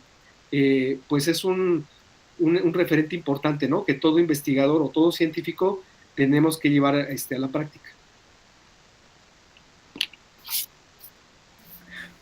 Muchas gracias, doctor Ponce. Creo que resalta puntos muy importantes, ¿no? También, como lo mencionaban, la conformación de estas comunidades epistémicas con ciertos temas, ciertos valores, que si bien pues no estamos en la necesidad de romperlas, ¿no? Sino de hacerlas flexibles, como mencionaba el doctor Adán, de generar este diálogo, ¿no? Entre investigadores que parten de diversas posiciones, como mencionaba, siendo o no parte del SNI, cada quien haciendo una investigación de cierto tipo, ¿no? Que incluso, como el doctor Adán mencionaba, una cierta fase de resistencia, igual como menciona el doctor Germán, que podemos tener como esta sobreespecialización, pero ¿qué sigue después, no? ¿Qué pasa después de tener todo este tipo de formación, o qué hacemos con esa investigación?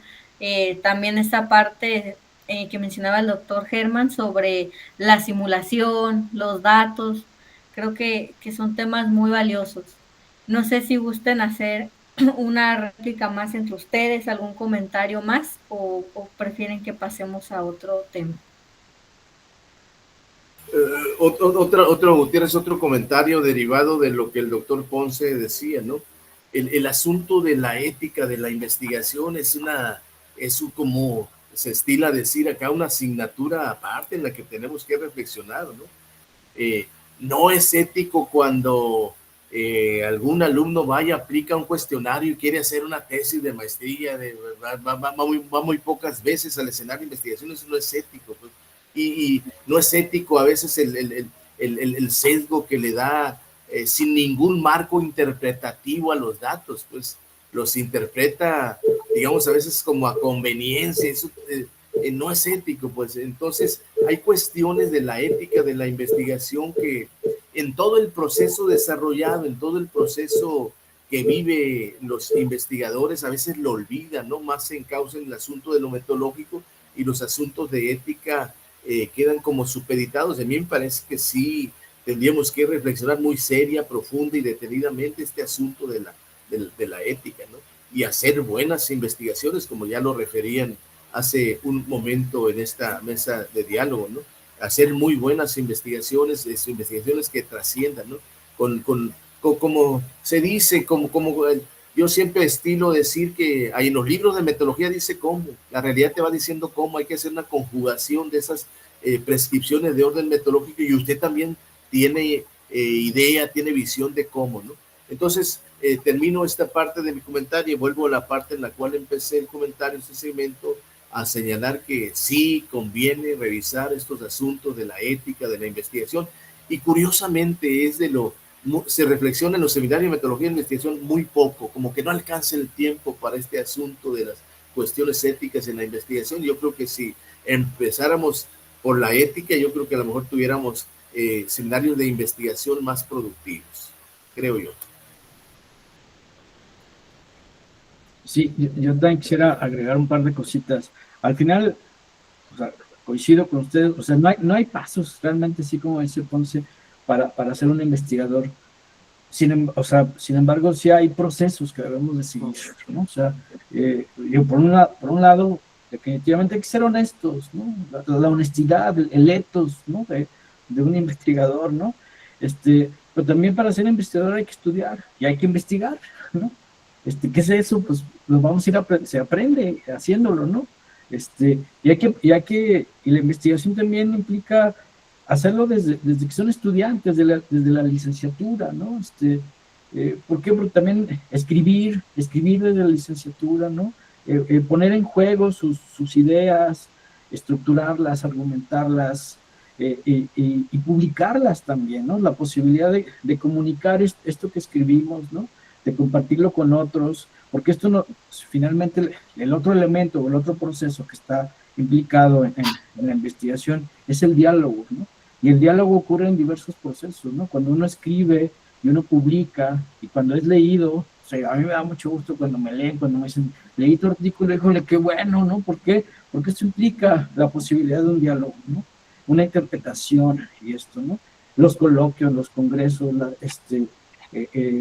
el diálogo con profesores, la docencia, también son diálogos, ¿no? Entonces, todo esto es lo que te da la posibilidad de convertirte en un investigador, ¿no? y luego pues procesos institucionales, ¿no? Estudiar, terminar su licenciatura, estudiar posgrados, ¿no? Son procesos que debemos de seguir también, ¿no? Y que sigue la lógica de un investigador, ¿no? Por ahí hay una pregunta que hacían respecto a la divulgación. Yo quisiera abordar un poco esta cuestión porque me parece bien interesante en estas políticas públicas del sexenio pasado y de hay una tendencia justamente a darle valor a la divulgación, ¿no? Y lo podemos revisar, por ejemplo, en CONACYT, cómo se le da mucha importancia a este tema de divulgar el conocimiento, ¿no? ¿Por qué? Porque durante muchos años, por ejemplo, el conocimiento científico y todo lo que se investigaba casi estaba al servicio de las empresas privadas, ¿no? Al servicio de, sí, tal cual, se investigaban asuntos sobre alimentos, sobre transformación sobre todo en la industria alimenticia, pero todo estaba al servicio de intereses privados, ¿no? Y algo que me parece muy interesante en la política pública de los últimos años es que justamente hay que devolver un poco todo este proyecto y esta inversión del Estado pues al mismo pueblo, ¿no? Y esto tiene que ver con la divulgación, ¿no? ¿Qué estamos haciendo con lo que investigamos, ¿no? Para que no se quede encerrado en esta endogamia y de un diálogo exclusivo entre investigadores, ¿no? O sea, ¿qué beneficio está trayendo yo, por ejemplo, como filósofo? O sea, ¿qué beneficio trae lo que yo investigo, no solo entre nosotros como académicos especializados, ¿no? Sino qué aportaciones estoy dando, estoy haciendo a la sociedad, a la gente, al pueblo, a los individuos, ¿no? Y eso es importante, por supuesto que a mí me parece muy importante, ¿no? Y es empezar a buscar estrategias también de comunicación, de diálogo, de poner también al servicio nuestro pensamiento, nuestras investigaciones, en nuestros aportes también a la sociedad, pues, ¿no? Bueno, eso es nada más un comentario, ¿sí?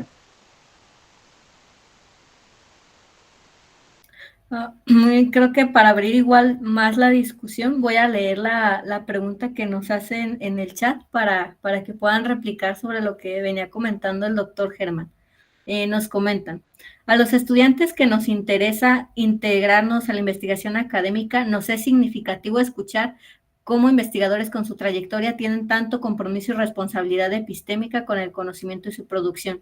Yo quisiera preguntarles si tienen algún comentario en concreto con el papel de responsabilidad divulgativa de la investigación al resto de la población. ¿Ha sido significativo para ustedes compartir el producto de su investigación? Y muchas gracias. Si gustan replicar al respecto de esta pregunta. Bueno, más allá del asunto de la presunción, no quisiera que se pensara ahí el sentido interpretativo por allá. A mí me da mucho gusto cuando encuentro en la calle, encuentro en un aula, encuentro en alguna institución, algún alumno que me dice, ya le entendí a la categorización, ya le entendí al método etnográfico. Y eso, algunas cosas de las que yo he escrito, pues me parece que lo que uno hace, pues tiene esa intención, ¿no? Intención de compartir, la intención de que lo referencien, en el buen sentido, en el término de utilidad, no en el sentido de fama ni nada de eso, ¿no? En el sentido de que les sirva a los investigadores en lo que uno genera, lo que uno proyecta, ¿no? En tal idea, sí quiero comentar, pues que particularmente me da mucho gusto que haya interés en los jóvenes por la tarea de la investigación. En las instituciones es fácil detectarlo, a veces en las clases en las que uno interactúa, la gente, los alumnos, las alumnas que tienen interés por la investigación. Y sobre eso yo creo que hay que hacer equipos de investigación, hay que hacer núcleos de investigación, hay que hacer clubes de investigación. Le sigo apostando en la idea de la marginalidad que practico, de la investigación marginal, le sigo apostando a que hay que hacer investigación, conforme ya lo decía el doctor Ponce, como con el rigor, como se hace investigación, pues independientemente de que no estemos en algún estatus de los investigadores, pero yo creo que eso recrea, eso forma, eso ayuda, eso determina, y la premisa que recurrentemente ha señalado el doctor Ponce, de que y también retomada por el doctor Amaya, de que se aprende a investigar investigando, es una premisa básica. No vamos a aprender en un aula en términos conceptuales, en términos explicativos, ¿no? Hay que ir a la realidad para tomar notas, determinaciones, distancias, ¿no? Yo creo que el asunto bueno, la aportación por modesta, cuando un alumno te dice que leyó y aprendió algo de lo que tú escribiste, yo creo que es un buen logro, pues, creo.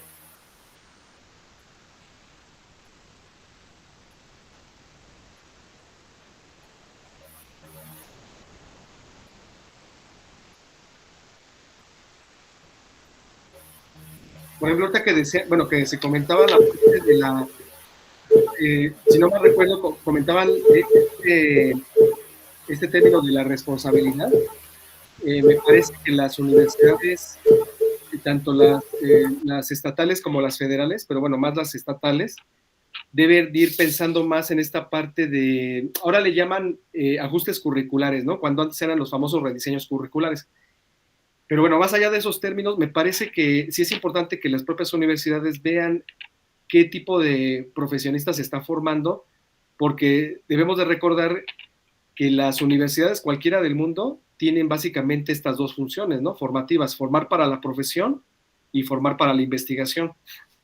Y entonces, lógicamente, yo incluso yo doy clases en la licenciatura en Ciencias de la Educación, y yo a los compañeros, a los estudiantes les digo, ¿no? O sea, ¿cómo es que eligieron? O sea, si fue su primera elección, ¿no? Estudiar la carrera en Ciencias de la Educación. Y para mi sorpresa es que la mayoría, o sea, que será un 80%, si acaso un 90, 80%, dicen que no fue su primera elección, haber elegido la carrera en Ciencias de la Educación. Y resulta que fue su segunda opción, o si acaso su tercera opción, o su tercera elección. Y entonces de repente yo me cuestiono y digo, pues entonces, o sea, ¿por qué están estudiando una carrera que no fue, ¿no?, de su elección? Entonces, bueno, hay muchas como respuestas, ¿no?, de que pues iban para otra carrera de alta demanda, iban por otra carrera que pues no se les permitió porque reprobaron, lo que sea. Y entonces me parece que ahí, más allá de eso, es que, bueno, habría que ser, la responsabilidad social de las universidades también radica en vernos en un espejo. O sea, las propias instituciones se tienen que ver en un espejo y replantear muchas cosas, ¿no? Tanto de forma como de fondo, pero más de fondo. ¿Y a qué me refiero con la de fondo? De que se tienen que dar estos ajustes curriculares de manera permanente, porque la misma sociedad va cambiando, ¿no? De manera gradual. Y entonces, lógicamente, yo les digo, a ver, un licenciado en Ciencias de la Educación del TEC de Monterrey, de la Ibero, de la Salle, etcétera, habría que ver que no va a ser la misma formación que recibe, por ejemplo, acá, ¿no? O al revés. Y entonces me parece que ahí los ajustes curriculares, y más allá de los ajustes curriculares, es que tiene que haber esta responsabilidad como parte de una política institucional permanente. Ahora, si la licenciatura se llama en Ciencias de la Educación, pues la misma palabra te lo dice, ciencias.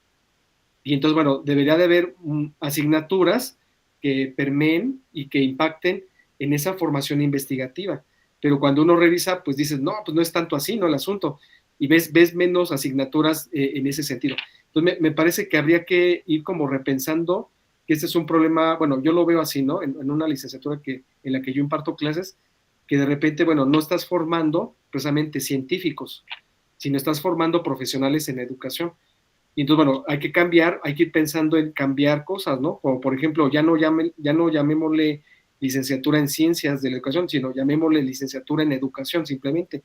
Entonces, bueno, ese lo pongo como ejemplo y digo, yo supongo que no pasa eso en otras universidades, pero aquí me parece que sí nos hace pensar o repensar hasta dónde puede llegar esta responsabilidad social de las universidades y de nosotros también como académicos, ¿no? Es decir, de este compromiso que tenemos también con la sociedad. Ahorita comentaba el doctor Hernán que, por ejemplo, efectivamente el diálogo antes era, si lo vemos en la época de la Edad Media, era nada más el científico en su laboratorio encerrado, y de repente, bueno, llegan las revoluciones sociales, ¿no? La Ilustración, etcétera, etcétera, y de repente ya es esta parte de que se crean las universidades.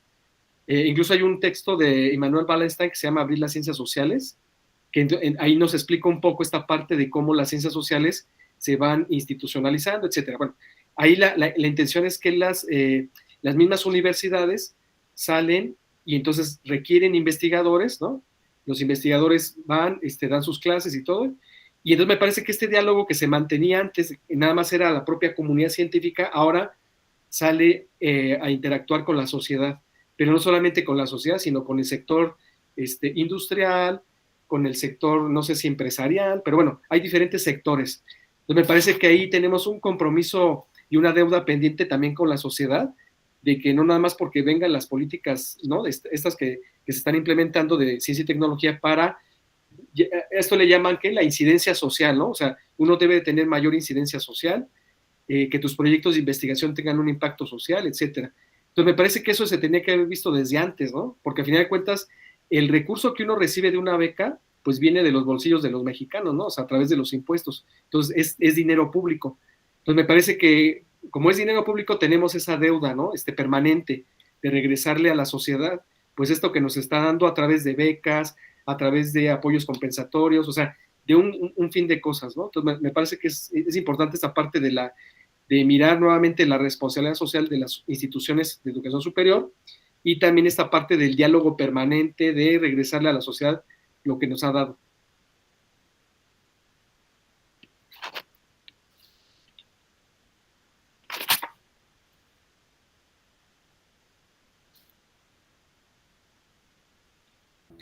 Muchas gracias, doctor Ponce. No sé si hay algún otro comentario respecto de esta cuestión.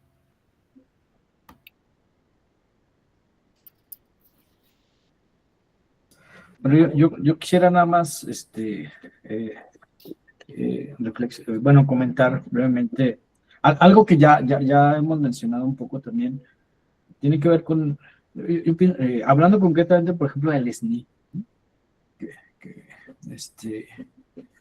el doctor Adán dice, bueno, es que yo hago investigación marginal porque no soy del SNI, ¿no? Sin embargo, yo concretamente pienso que el SNI no lo ha estado, ¿verdad? Que al final de cuentas uno hace investigación con o sin SNI, ¿no? Evidentemente el SNI de alguna manera sí te da otras posibilidades, incluso económicas, ¿no? Para poder hacer investigación.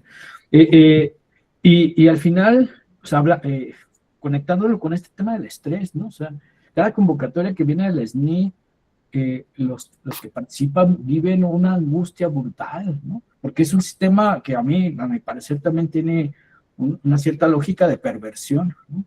¿Por qué? Porque, y desgraciadamente, muchos investigadores no tienen una solvencia económica suficiente porque las universidades no les garantizan, porque viven de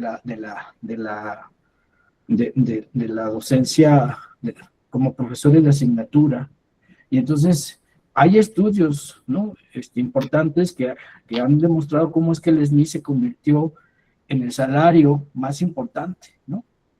Para un investigador. Y eso es perverso, ¿no? ¿Por qué? Porque sería la universidad que debería estar garantizándoles, y en realidad el estímulo nada más es eso, es un estímulo, pero en realidad el estímulo se convirtió en el salario más importante de los investigadores, y hay grupos incluso en Facebook donde la gente está angustiada porque no nos han pagado el SNI, entonces no tenemos para comer, para pagar la renta, para esto es perverso, ¿no? Y esto tiene que ver también con una dinámica de estrés, ¿no? A la que estamos sometidos muchos investigadores por esta condición laboral, ¿no? Que desgraciadamente las instituciones universitarias no están garantizando la posibilidad de que los investigadores hagan investigación. Entonces, tomaron como una alternativa el SNI como la única posibilidad y la principal fuente de ingresos, ¿no? Entonces, esto realmente, yo conozco muchos profesores que verás han entrado en crisis brutales cuando son rechazados del SNI, ¿no? Y otros investigadores que sensatamente dijeron, yo ya no vuelvo a participar en esto, ¿no? Yo quiero hacer investigación, pero sin el estrés de ser miembro del SNI, ¿no? Porque también involucra un estrés extra, pues, ¿no? Entonces, hay muchos temas ahí en juego, pues, cuando hablamos de estas dificultades, ¿no? Yo quiero comentar en relación con lo que el doctor Ponce y Amaya señalan. Lo leí y se lo leí al doctor Hugo Aboites, ¿no? en alguna nota que publicó hace muchos años, ¿no? Que a él le ha tocado ver compañeros votando, así lo escribió, votando en el escritorio de enseguida. Una forma de criticar esta política del terror, ¿no? De la investigación. Yo creo que lo decía bien el doctor Ponce hace un momento, ¿no? Se deben desde las políticas científicas como crear mejores condiciones de habilitación para los jóvenes investigadores, que hagan investigación, pero que no los maten, que no los atosiguen, que no los metan en una dinámica del terror. La investigación no tiene mucho que ver con eso, pues. Entonces necesitamos pensar también esa otra lógica de habilitación de investigadores, que hagan investigación, pero en otros términos, no en el término de la producción, a veces, muchas de las veces sin sentido, producir por producir, ¿no? Pero entonces hay que ponerle atención también a ese asunto, ¿no? Yo conozco a algunos aspirantes al Sistema Nacional de Investigadores y yo les doy mucho ánimo, mucho aliento, los convoco, los invito a que les sigan, y ojalá que cuando ellos ingresen, porque van a ingresar, son muy tesoneros los muchachos, tengan mejores condiciones de las que aquí se han mencionado, ¿no? Yo creo que eso también le favorecería a la política científica del país, a la política de formar jóvenes investigadores, ¿no? El relevo generacional, que lleguen en otras condiciones, ¿no? Que no tenga que pasar 20, 30 años en condiciones muy precarias para hacer ciencia e investigación. La ciencia, la investigación debe tener otras condiciones en este país, pues. Apoyos, creo.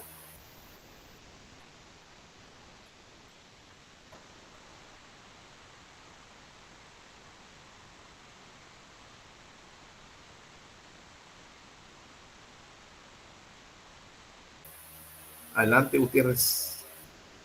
Muy bien, creo que todo lo que han mencionado ha sido muy importante. Recordar igual de una frase que nos dice un doctor acá en la universidad, el doctor Luna Bernal, que el proceso de investigación también es un proceso de toma de decisiones, ¿no? Y creo que justamente se ha dialogado mucho de todo lo que envuelve esas decisiones, ¿no? No son decisiones en el aire ni justamente pues tomadas de una forma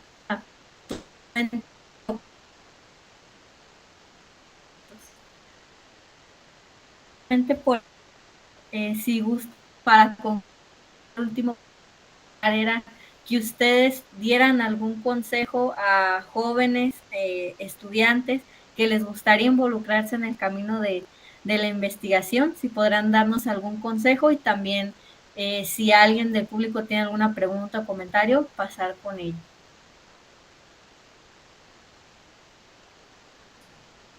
Bueno, creo que yo ya me adelanté. No, estudien, investiguen, escriban, publiquen, dialoguen, ¿no? La investigación no se hace en solitario, la investigación no es algo que se hace solo, siempre hay un proceso social, un proceso de construcción, el diálogo es con el mundo, con la realidad, con las cosas que nos cuestionamos, pero también con otros individuos que también se están haciendo preguntas similares, ¿no? Y esto lo conecto con este interés de Cristian Ponce con estos temas de la multidisciplinariedad, de la transdisciplinariedad, ¿no? O sea, al final de cuentas, las investigaciones, me parece que este divorcio que ocurrió en su momento, por ahí en el siglo XIX, entre las ciencias sociales y las ciencias exactas, ¿no? En realidad han afectado mucho el conocimiento, ¿no? O sea, hay que aprender también a dialogar entre nosotros, ¿no? Porque al final el objeto de estudio sigue siendo el mismo, pues, ¿no? Evidentemente es la actitud, el modo en que se investiga es distinto, ¿no? Pero este diálogo, no solo con pares académicos, sino con otras disciplinas, ¿no? Incluyendo las ciencias exactas, me parece que son necesarias y fundamentales en un proceso de construcción de conocimiento del mundo contemporáneo, ¿no? Y bueno, pues nada, atender también todos estos nuevos conflictos, ¿no? Este desarrollo tecnológico, las inteligencias artificiales, estar atentos también de cómo impacta el proceso de la escritura y el proceso de la investigación y el proceso del pensamiento, que definitivamente tiene implicaciones, ¿no? Y también beneficios, ¿no? No todo es malo, pues, con la tecnología. No hay que ser tampoco unos tecnófobos, ¿no?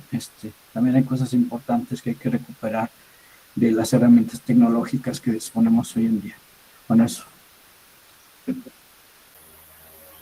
Hay un texto que yo publiqué hace un año que se llama Elementariedades de la Investigación Educativa Cualitativa. Y ahí en las primeras partes hay un apartado que se llama tiempo de tesis, ¿no? Y luego después de ese tiempo de tesis viene un apartado que se llama lean, lean, lean. Yo creo que la cuestión vital para el investigador es la lectura, ¿no? Y yo digo, si usted no lee lo que están haciendo los argentinos, los españoles, los canadienses de la investigación, va a correr el riesgo de plantear un tema como muy novedoso cuando ellos ya tengan años trabajando. Usted debe hacerse experto en el tema de investigación, debe hacerse sabio, debe conocer el tema de investigación. Y ese asunto del conocimiento del objeto de investigación se lo va a dar la lectura en un primer momento, se lo va a dar la lectura. Por eso es la recomendación, una primera recomendación para los investigadores educativos es que lean. Lean de todo, lean de los modelos educativos, lean de educación, lean de todo, lean. Por eso no es casual que sea esa primera recomendación, esté en la primera parte del libro. Y ya lo decía el doctor Amaya, también el doctor Ponce, hagan ejercicios de investigación, vayan a la realidad, ejercicios de investigación, apliquen cuestionarios, diseñen entrevistas, formatos de entrevista, hagan ejercicios, véanlo como ejercicio, una especie de como de pilotaje formativo, ¿no? Creo que eso también ayuda mucho a hacer ejercicios de investigación. Lo decía el doctor Ponce también hace un momento, creerse investigadores, sentirse investigadores, ponerse en la camiseta de investigación. Y la recomendación que me parece más elemental, vayan a la realidad, conozcan la realidad, palpen la realidad. Los norteamericanos que hacían investigación educativa decían, hay que ir a conocer el vecindario, decían, vayan a la realidad porque van a aprender de la realidad, van de los fenómenos que suceden en el entorno educativo. Ahí hay cosas importantes, ¿no?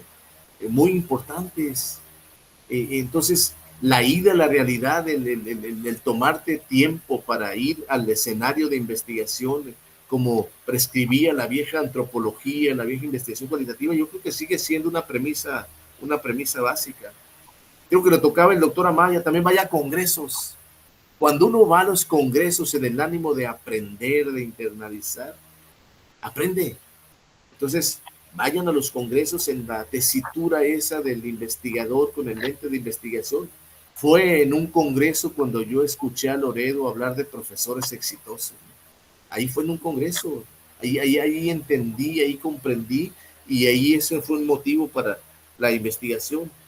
Y muy importante también, creo que ya lo tocaba, hay que dialogar con expertos, hay que dialogar con los colegas, claro, pero también con la gente que sabe. Todavía sigue siendo interesante, saludable, placentero, epistémico, el dialogar con la gente que sabe. También de eso uno aprende, ¿no? Y lo que es muy importante, compañeras y compañeros, que me parece fundamental como una prescripción de orden investigativo, apropiarse del lenguaje investigativo. Si usted no se apropia del lenguaje, de las perspectivas de investigación, de los métodos, de los procesos epistémicos, los procesos metodológicos, va a tener dificultades para configurar una investigación en términos aceptables, en términos decentes epistémicamente, ¿no? Entonces, hay que apropiarse del lenguaje investigativo. Eso me parece fundamental. Hablar como hablan los investigadores, pues no es la misma un planteamiento del sentido común que otro tipo de planteamiento, ¿no? Y ya lo decía el doctor Amaya, con esto termino mi participación, y hay que estar muy atentos a las nuevas circunstancias de la realidad educativa.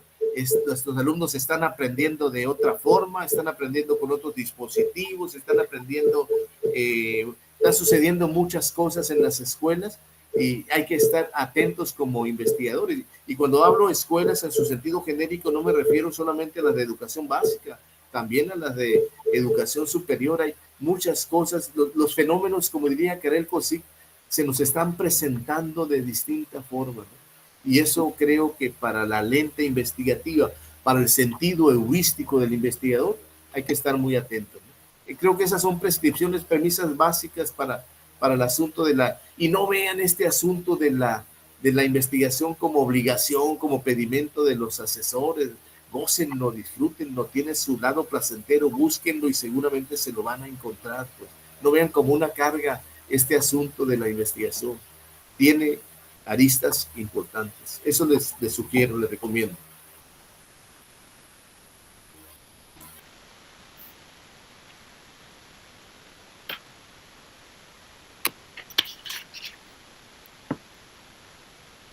Bueno, yo el consejo que les puedo dar, bueno, de repente, bueno, cuando se elige la carrera, de repente uno pregunta, bueno, ¿por qué eliges la carrera, no?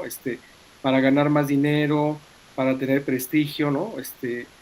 Pero a final de cuentas uno elige la carrera, o en este caso uno elige un posgrado con ese compromiso, ¿no? Hacia la ciencia. Entonces, muchas veces yo les pregunto a los estudiantes de posgrado, ¿por qué están aquí estudiando el posgrado? Entonces, hay quienes dicen, bueno, tienen sus razones personales y unos no, pues es que pues no tenía trabajo y pues la única oportunidad que tenía es, bueno, seguir estudiando, se me dieron las oportunidades, las posibilidades y tengo una beca. Pero de repente uno se pregunta, ¿y después de la beca qué va a pasar, no? O sea, porque al final de cuentas, la formación en ciencia o la formación para la investigación, pues es un proceso permanente. Entonces me parece que hay que apostar también esa parte de no ver que los posgrados con apoyo de beca solamente tiene ese interés económico, sino también debe tener un interés científico, ¿no? Es decir, el generar nuevo conocimiento científico. Y a propósito de esto, aquí revisando el material que tengo, bueno, aunque sabemos que Ruy Pérez Tamayo, un científico muy connotado, falleció, si no me recuerdo, hace 3 años, y él publicó este libro que se llama Las 10 razones para ser científico, del Fondo de Cultura Económica, y me parece que es un libro, digo, es un libro que se puede leer, no sé, en 1 hora, 2 horas, y me parece, bueno, yo haciendo como una especie de resumen, Ruy Pérez Tamayo planteaba en ese momento las 10 razones que él da para ser un científico. Entonces la voy a enumerar rápidamente, ¿no? Digo, para no quitar mucho tiempo. 1 es gusto por hacer ciencia, porque se aprende a hacer bien ciencia, ¿no? 2, hay independencia intelectual, vinculado con esta creatividad, esta libertad académica que muchas veces uno que se dedica a esta actividad uno tiene. Uno de repente también es dueño de su propio tiempo, ¿no? De repente no estamos sujetos, aunque hay colegas que sí están sujetos a checar un horario de 8 horas diarias, pero bueno, no todo es así. Eres dueño de tu propio tiempo. 4, la ciencia es lo más divertido del mundo. 5, tener buenas ideas sobre un problema y ponerlas bien a prueba. Hay que trabajar en ellas, etcétera. Conocer información relevante.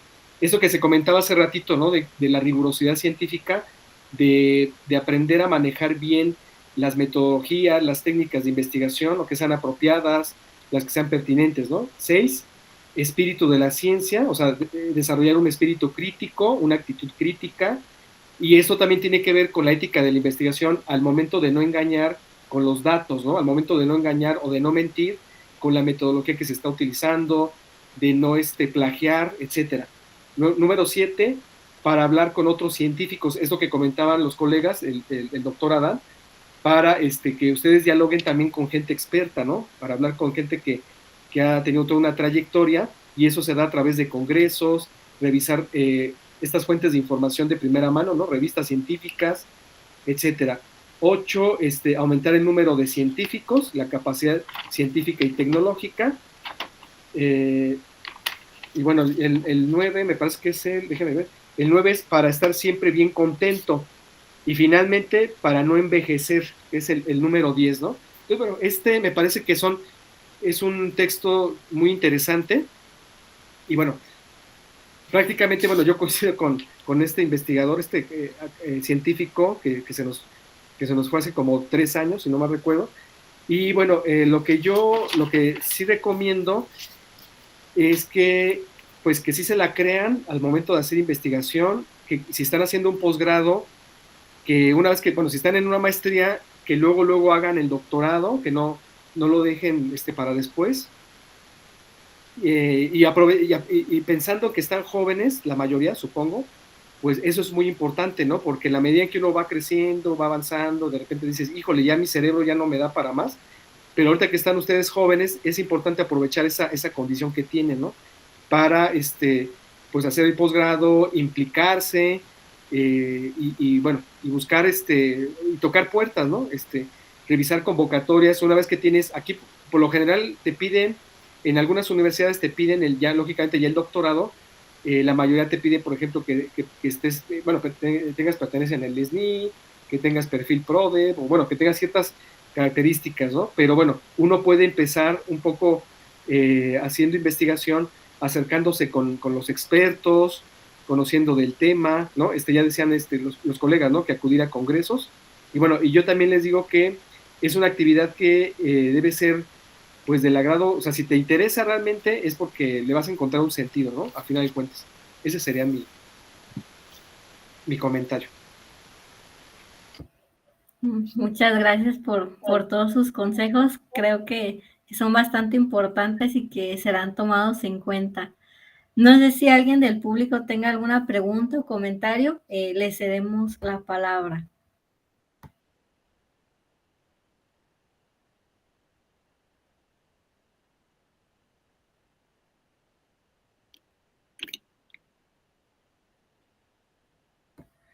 Y bueno, igual leo un comentario que pusieron. Felicitar a los expositores por darnos la oportunidad de escuchar sus experiencias en el campo de la investigación educativa y sobre todo por cada una de las orientaciones que delimitan en el campo de la investigación. Gracias. Muy bien. Ese comentario fue de la doctora Ana Isabela Redondo López, una destacada investigadora de la UPES acá de Los Mochis. Gracias, doctora Ana. Gracias y un saludo. Muchas gracias. Gracias, doctor. No sé si alguien más tenga algo.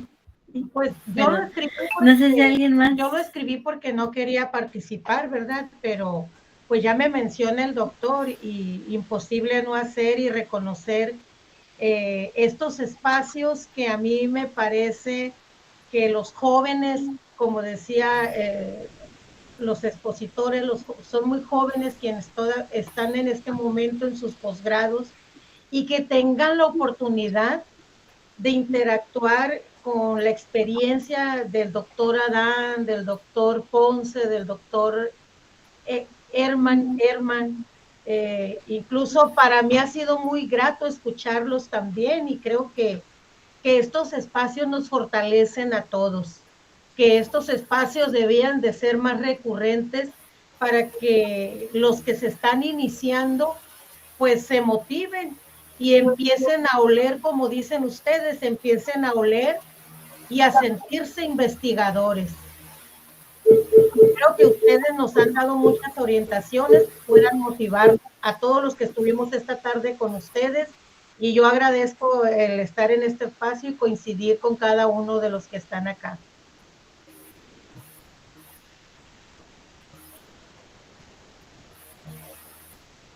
Ay, muchas gracias. No sé si alguien más tenga otro comentario o pregunta.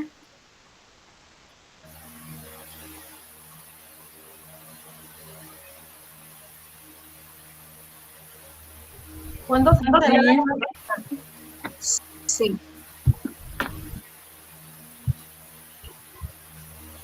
¿Sí? Sí. Hola. Sí, pues nada más, pues compartiendo la opinión de usted, doctora. Agradecerles a los investigadores por su charla, muy interesante, y pues yo creo que nos va a fortalecer mucho. Este tipo de foros es muy importante, más a los principiantes, como le decían ahorita uno de ellos, que pues vamos iniciando en este camino. Ya estamos un poquito grandes, pero pues ahí vamos, ¿no? Avanzando. Agradecerles de antemano su bonita charla, interesante, y pues sí, hice mis anotaciones por aquí, pues sí, me gustó mucho, la verdad. Entré un poquito ya tarde, pero sí me logré conectar. Gracias al compañero que pasó el link y pues ahí estuvimos ya escuchándolos. Y pues muchísimas gracias a todos.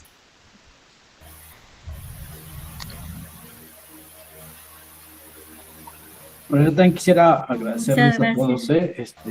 digo, al profesor Saúl, pero también a los colegas con los que tuve esta oportunidad, esta charla tan amena, tan agradable, y a todos los que nos acompañaron, ¿no? Realmente, muchas gracias por el espacio y gracias por la oportunidad de conversar. Mucho gusto. Muchas gracias.